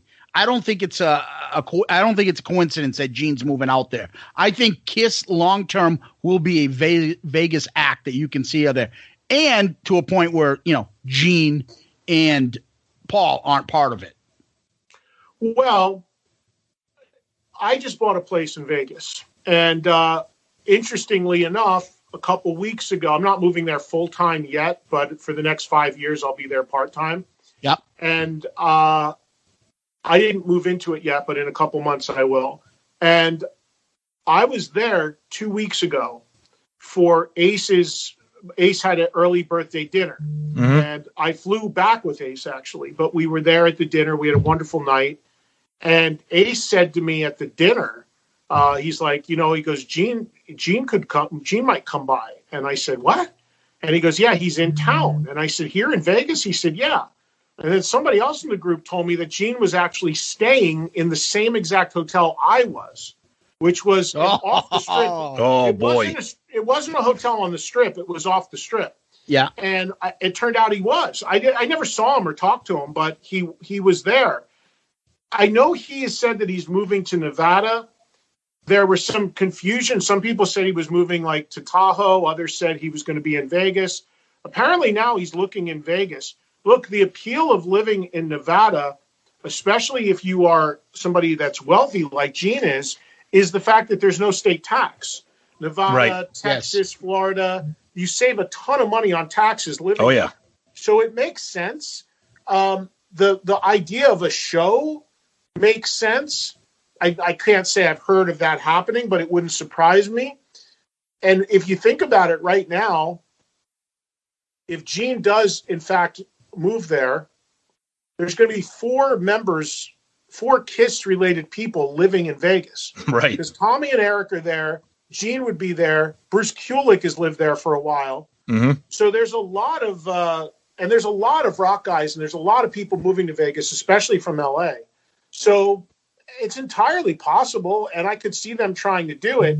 I mean, here's the thing, and this ties into what we said before about it's always about the sell now.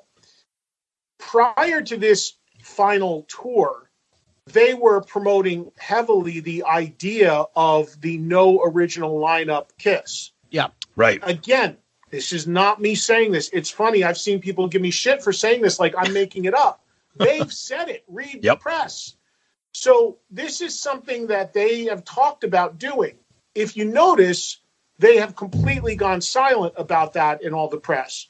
Why? Well, you don't want to talk about another play down the road when you're trying to sell something now. That only makes sense. You're trying to get people to come to your final show. You don't also want to send out a message, well, in 3 years, we're going to put on an even bigger show, and we're not even going to be in it. So it makes sense that they've put a blanket on that, but I think the minute it ends, that blanket comes off. They'll talk about who's going to replace Gene and Paul, and Vegas would be a very viable place to launch that as this KISS-sanctioned casino residency show. I could totally see it.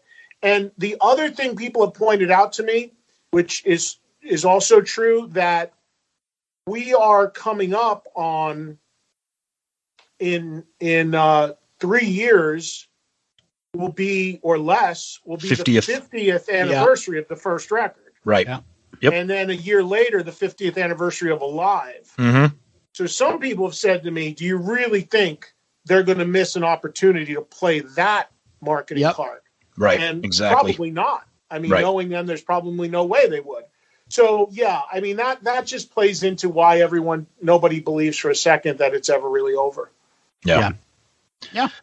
All right, Eddie, one last thing here before we finish up here. This is a non-KISS question, but as a fan, I mentioned it at the top of the interview when we talked.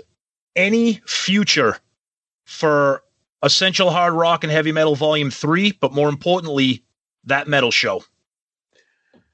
On the book front, I wouldn't do a third chapter of the 2 books that I've done already. I think being truthful, the first book did extraordinarily well. It's about over 40,000 copies. So thank you to everybody who bought it. Yep. The second book did about half that.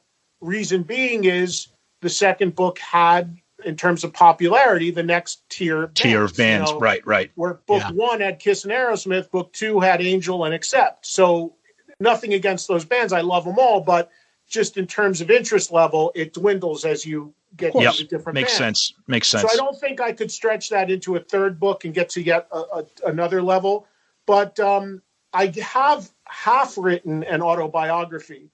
Okay. In 2 years, in 2 years will be my 40th year in the business, and I want to tell those stories which are not in either of those two books. Nice. My stories of being a kid from New Jersey, just growing up, a huge music fan, discovering KISS, and that setting me on my path, working for a record company. I mean, there's so many things that I've done in my career that I've been fortunate to do that people have no idea that I've done. I was one of the first people to ever play Metallica on the radio. There's just way more stories beyond KISS. And, how that metal show came together, what I did before that metal show on TV. There's a bunch of stuff. So I started that book a couple years ago. I just hit a wall and stopped. I need to finish it. And I would really love to get it out for the 40th anniversary of my career, which would be in 2023. Okay.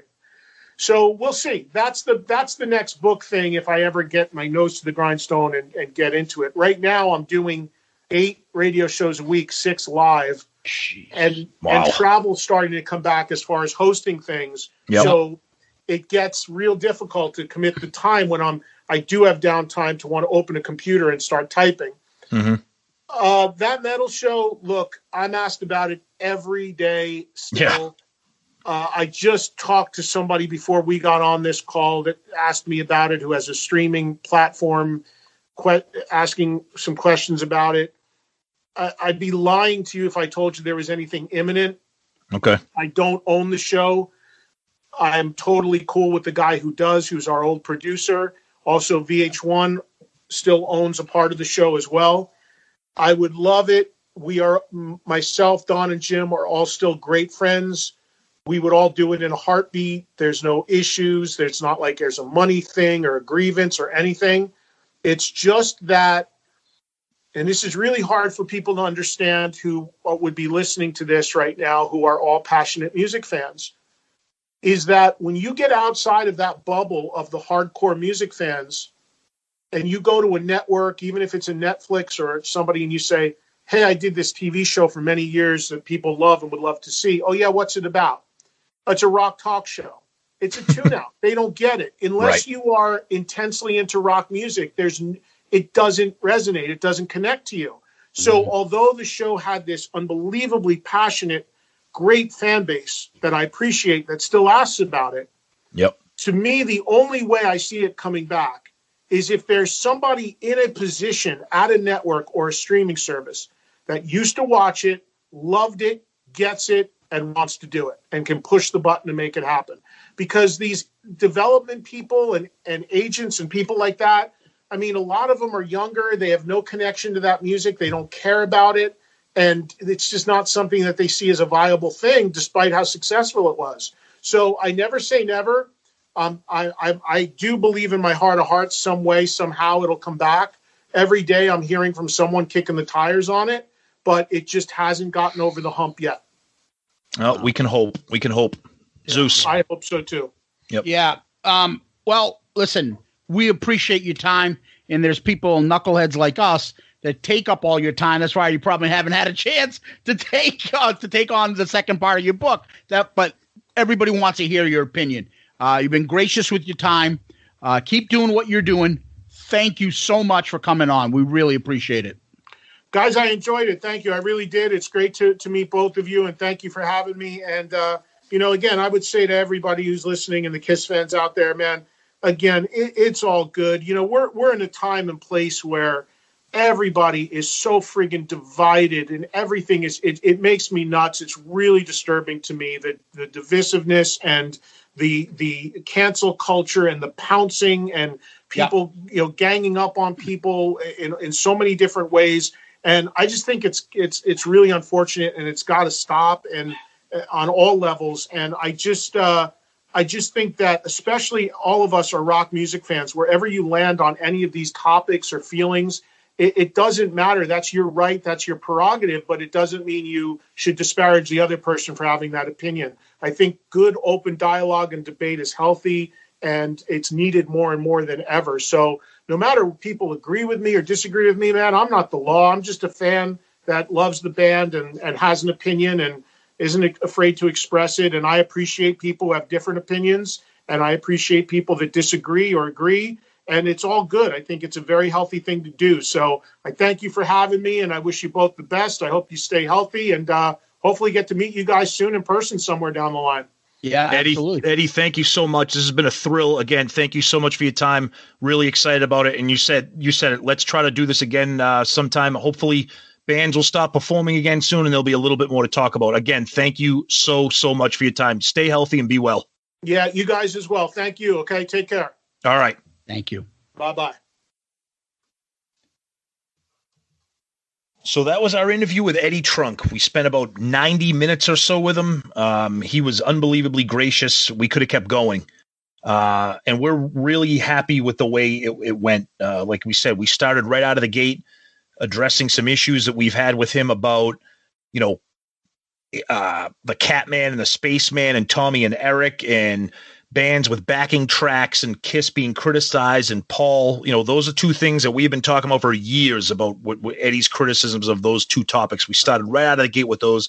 And then we got into things that we really wanted to hear his opinions on, things about Paul Stanley, Soul Station, new music from them. We brought up a lot of different things. And again, we could have kept going, and it was just a really awesome conversation. He did open up about a lot of things. We heard some things that we never knew about him and his relationship with KISS and the band. And we're just thrilled that it happened. And we can't thank him enough. Hopefully this is the beginning of a good relationship between Shout It Out Loudcast and Eddie Trunk moving forward. And I think having him on was really good for us as hosts and great for you guys as listeners. So we're happy with it, and we can't imagine that you guys are not going to also be thrilled with it. Yeah, there was a lot of kind of stuff that I'm interested in, and if we pushed it a little bit, we probably get a little more. But you know what I'm thinking? We'll save it to the next time. Not a big deal. Yep. We'll save it to the next time. Yep. But the thing for me, I always wanted to make sure, and I've gone on my rants. If you guys have heard me bitch about Eddie plenty of times, you guys know what I'm talking about. And it was always about I feel like, look, I'm not going to go have the guy come on our show, give us his time, come on, and be like, no, that's not it. You're a liar. You're an asshole. You're a jerk. You're a hypocrite. That's not it. I'm not doing that. That's not professional. That's not cool. But I did address it to him about the band members. I did address it to him when I said, well, I find it hypocritical of you I feel like you only bring it up when it's only about KISS. Now, I'll be honest with you. I don't listen to his show all the time. So he did mention other people, like he did hit Bon Jovi, who's a New Jersey guy like he is. So that is something that, okay, maybe I misread it. And he does have a point with you guys, anytime you hear me about KISS, it's always amplified when I say something, or it's cut and paste, or it's a YouTube clip. And he is right. It'll be, somebody who say something awful about Paul, and it'll be like, Eddie Trunk says this, and it's not Eddie saying it. It's somebody calling and Eddie's reading what the question is or the comment is. So I think we were fair to him. I think we didn't, I wouldn't be able to just do the show and act like, oh yeah, we've loved you for years. Only said we love your opinion about KISS. No, but once you have that conversation and he gives you his point of view, okay, I hear you. I don't agree with it, but I'm not going to be like, no, that's not true. No. And then he says, well, no. And then what does that do? Let's move on to the next subject. I think we threw out some ideas to him and gave him something that food for thought. And it is what it is. He ain't going to change his mind. He's not going to like Eric and Tommy in the makeup. That's not happening. And I'm not going to sit there and say, I won't see KISS because they're in it. And neither will Tom. So we move on. And because we move on, we got all this awesome information from him about all these other wonderful things going on. And there's nobody that knows, who has his ear to the ground, that knows this shit better than Eddie Trunk. Let's be honest. Yeah. And look, when Zeus and I had this interview scheduled, the first thing we said was, look, if we have to maintain any sense of credibility as hosts of Shout Out Loudcast, we have to start off with the elephant in the room, which is dealing directly with Eddie Trunk and the criticisms that we've had of him over the years on Shout Out Loudcast. And that's what we did. And like Zeus said, we're not going to get into name calling, and we're not going to ridicule. We give him the respect. He's a guest on our show, and we're not going to turn this into a circus. And we didn't. We went after him. We had him address those concerns, and he did address them. I think he did a good job. I pushed back a little bit on the Def Leppard thing, not because I wanted to be confrontational, but because I wanted to hear a little bit more from him about that. Because, maybe Tesla, he accused me of bringing up two bad examples, Def Leppard and Tesla. Okay, he knows more than me. But I pushed back a little bit more on the Def Leppard thing because I've seen them a lot more. And I just don't understand how they're doing what they're doing naturally. And he even said, he goes, a lot of bands say, hey, that's the greatest compliment. And he was really good with his explanation. He's like, look, this, and this. And he didn't have to do that. He could have just been like, look, I know Def Leppard. I know they're singing. They're not getting any help. There's no tracks. But he took the time to back up his point. And much respect to him for that. Much respect to him for the entire interview.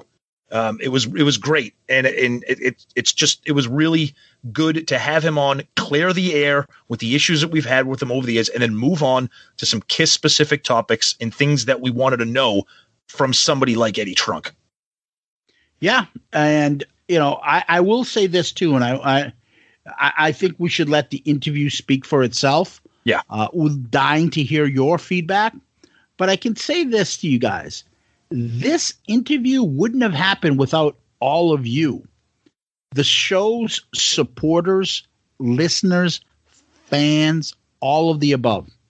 You guys have made a podcast by two college friends with no friends in the podcasting community, no contacts, with no music ability. We're not musicians. But just two college friends with crazy senses of humor, as you guys can tell, who love KISS and love music. And within 2.5 years, we've had Chris Jericho on at least 4 or 5 times, I think. Bruce Kulick, Kerry Stevens, Charlie Benante, and we've just had Eddie Trunk on. That's not happening without you. That's not happening without your support. That's not what's happening without you guys listening to us and giving us that kind of a lift and inspiring us by our interactions, whether it's on social media, whether it's an email form or anything like that, to want to get more and more people out to you. Me and Tom ain't making any money doing this thing right now. Doesn't make us sell a couple extra 100,000 albums. I mean, this is because we are excited for you guys to listen to this. This is fun for us. We can't wait to hear what your response is going to be to this. So for me, and I'll let Tom speak for himself, honestly, I just want to say thank you to you guys, because you guys have affected this show so much that we have a guy like Eddie Trunk that we've had grievances with about his opinion about KISS. They were like, yeah, but when are we ever going to talk to him? Well, we just did, thanks to you guys. So tip of the hat. We love you guys, and we couldn't have done it without you. So I think this is a victory and a success for us all and by us all. It's a great point. Without this show growing and making its way out there through social media, through the Patreon subscribers, through the support, the tweeting, the retweeting, the comments, the interaction, through this show getting out there and giving us the platform to have guests to build and grow this show, to get to the point where 2 years ago we were having issues with the opinions of Eddie Trunk, to now having him on the show to respond to those issues that we had with Eddie Trunk. That is a testament to not just us, but a testament to you guys for lifting this show and carrying it to a place where we are now, where we can say we have now established a rapport with Eddie Trunk. and many more. Yep, exactly. So, and we still keep, I believe, I don't know if the band holds true to this anymore, but we still keep that KISS motto in our back pocket, and we believe we do it. And that is, we want to be the podcast, or should we say the KISS podcast, that we want to hear. Yep. And not that we have any problems with any other podcast out there. Not at all. But we want to be the podcast that we want to listen to. Passionate, funny as all fuck. Because, again, we're talking about KISS. We're not talking about Fleetwood Mac. We're not talking about the Beatles. We're talking about cod pieces. We're talking about banging people. We're talking about pulling triggers of love guns and all sorts of stupid shit. And we love it. It's about the passion. It's about love. Life isn't about sex. Life is about children and the passion. Yeah. And the spirit. Yeah, life's about passion. It's not about fucking and balls and pussy.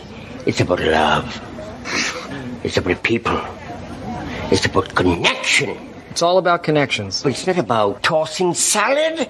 It's not about cock and ass and tits and butthole pleasures. It's not about butthole pleasures at all. It's not about the rusty trombone and the dirty Sanchez. It's not about the rainbow showers and the camel toe slide and the Cincinnati bow tie, the Arabian goggles or the hot car and pearl necklace or pussy juice cocktails and the jagged head dildos and the double-decker pussies. Okay, double pussies and the shit-stained balls and cum swapping and the hanging brain. It's not about the rattlesnake wiggle and the alligator fuckhouse, donkey punch or the teabagging. Will you just please stop? Just all relax. Right. That's enough. Party's over. It's not about the. Forget it. It's not about the shit. It's not about the butthole pleasures. It's about love. Thank you.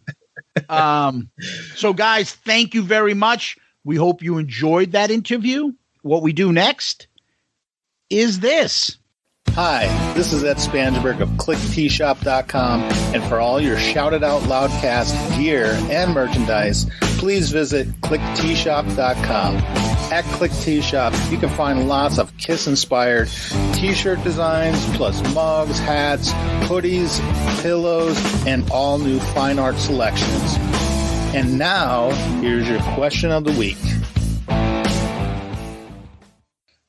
All right. So the question of the week comes from Alex on Facebook. And this question is, you guys have done your real Kiss Alives, which are awesome. But when do you think the real Kiss Alive 3 should have come out? Ooh. It's a good question. I know. Enough material, you should say, after Dynasty. You got Kiss Alive 4 solo albums, and Dynasty. And really, for me, I would say, well, Peter was still performing on the Dynasty tour. That's a whole era, because once you go past Dynasty, he's not on it. That's another whole band, right? When you have Eric in there. So I would say Dynasty. That's when you think Kiss Alive 3 should have come out? Yep. Wow, that's interesting. For me, I think Kiss Alive 3 should have come out after either Lick It Up or Animalize. Really? Because you had a couple of mediocre to really bad albums, depending on who you talk to, with, Unmasked, The Elder. Then you kind of came back. You had Creatures. You had the success of Lick It Up, and then Animalize was their first album that Heaven's on Fire, MTV, a hit. Let's Strike While the Iron is Hot, our first live album with no makeup, even though it's an audio format, but you know what I mean. I think Kiss Alive 3, and I'm saying something separate from Animalize Live Uncensored, not an audio version of that. I'm saying an actual Kiss Alive 3, and have it incorporate that set list, half makeup, half non-makeup. I think that would have been great. And I wish they did that.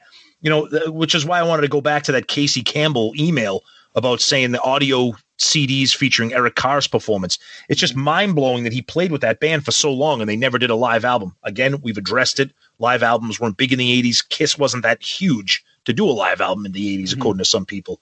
But I just wish that we had something like that. But great question, Alex. Love that. And I don't know, hopefully, like I said in response to the email, there's bootlegs out there. There's a ton of bootlegs out there. I'm not saying that you should be supporting the bootleg industry, but they're out there if you want to find them. Yeah. Thanks for the question. Tom, where can people find us? All right. Well, our email, as you can tell, we read all these emails. We love them all. Most of them we read on the air, and that is shoutitoutloudcast@gmail.com. Shoutitoutloudcast@gmail.com. We're on all the social medias also, Facebook, Twitter, Instagram. Very interactive with that. We love that. All those. We also have the great Facebook group, Shout It Out Loudcasters, which continues to grow. I think last week we hit the 2,000 member mark. It keeps growing. Jump in on there. Those are great. And we're proud to say that we're part of the Pantheon Podcast Network of shows. Tons of great shows, all different genres of music. We're on there, and our show can be found on all the big platforms, obviously, wherever you're listening to us right now. Apple Podcasts, Spotify, every platform pretty much in existence. If there's a particular one that you prefer over one, and you're listening to us on a different one, let us know. We can get there, but we're pretty much available everywhere. So check us out. Email us, please. The comments, the feedback. That's how this show exists. We want to hear from you guys. So please do that. Yeah, I always tell people they can DM us on Instagram, Facebook, Twitter. Send us a private message if you want. The email is always our favorite. Shoutitoutloudcast@gmail.com. Shoutitoutloudcast@gmail.com.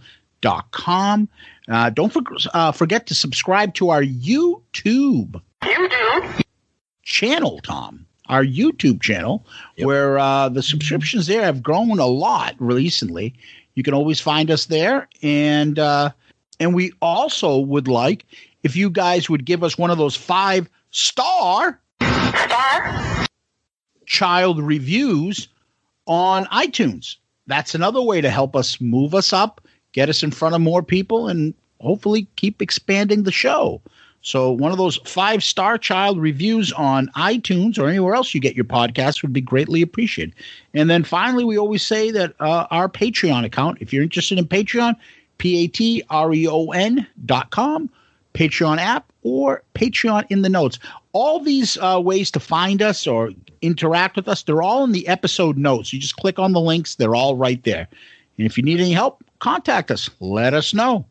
And what we do at the end of each show, we always come with a we call it famous last words, which are lyrics to KISS songs.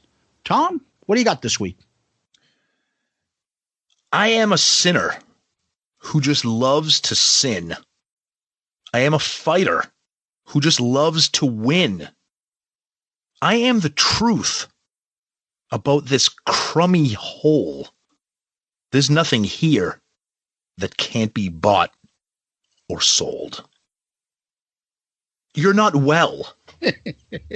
Mr. Blackwell. Oh, love that song. Yeah. Underrated Gene tune right there. That is a demon song. Hell yes, it is. Okay.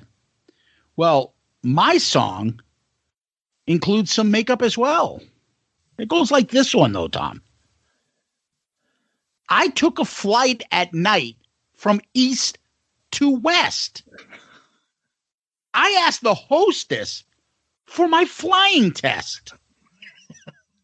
She threw the covers and we started to rock. She whispered, "You can take me bottom or top." That's why that's the only good song on the album, because it's old KISS. Oh, love it. Love it. Love it. Eddie Trunk, thank you, sir. Greatly appreciate it. Tom, thank you. KISS Army, Loudcasters, thank you. We love you, and we appreciate all your support. Eddie Trunk, we cannot thank you enough for giving us the time and the conversation. We greatly appreciate it.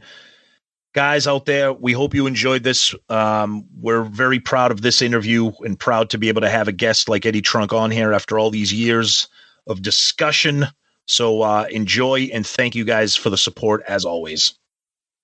Peace out, Girl Scout.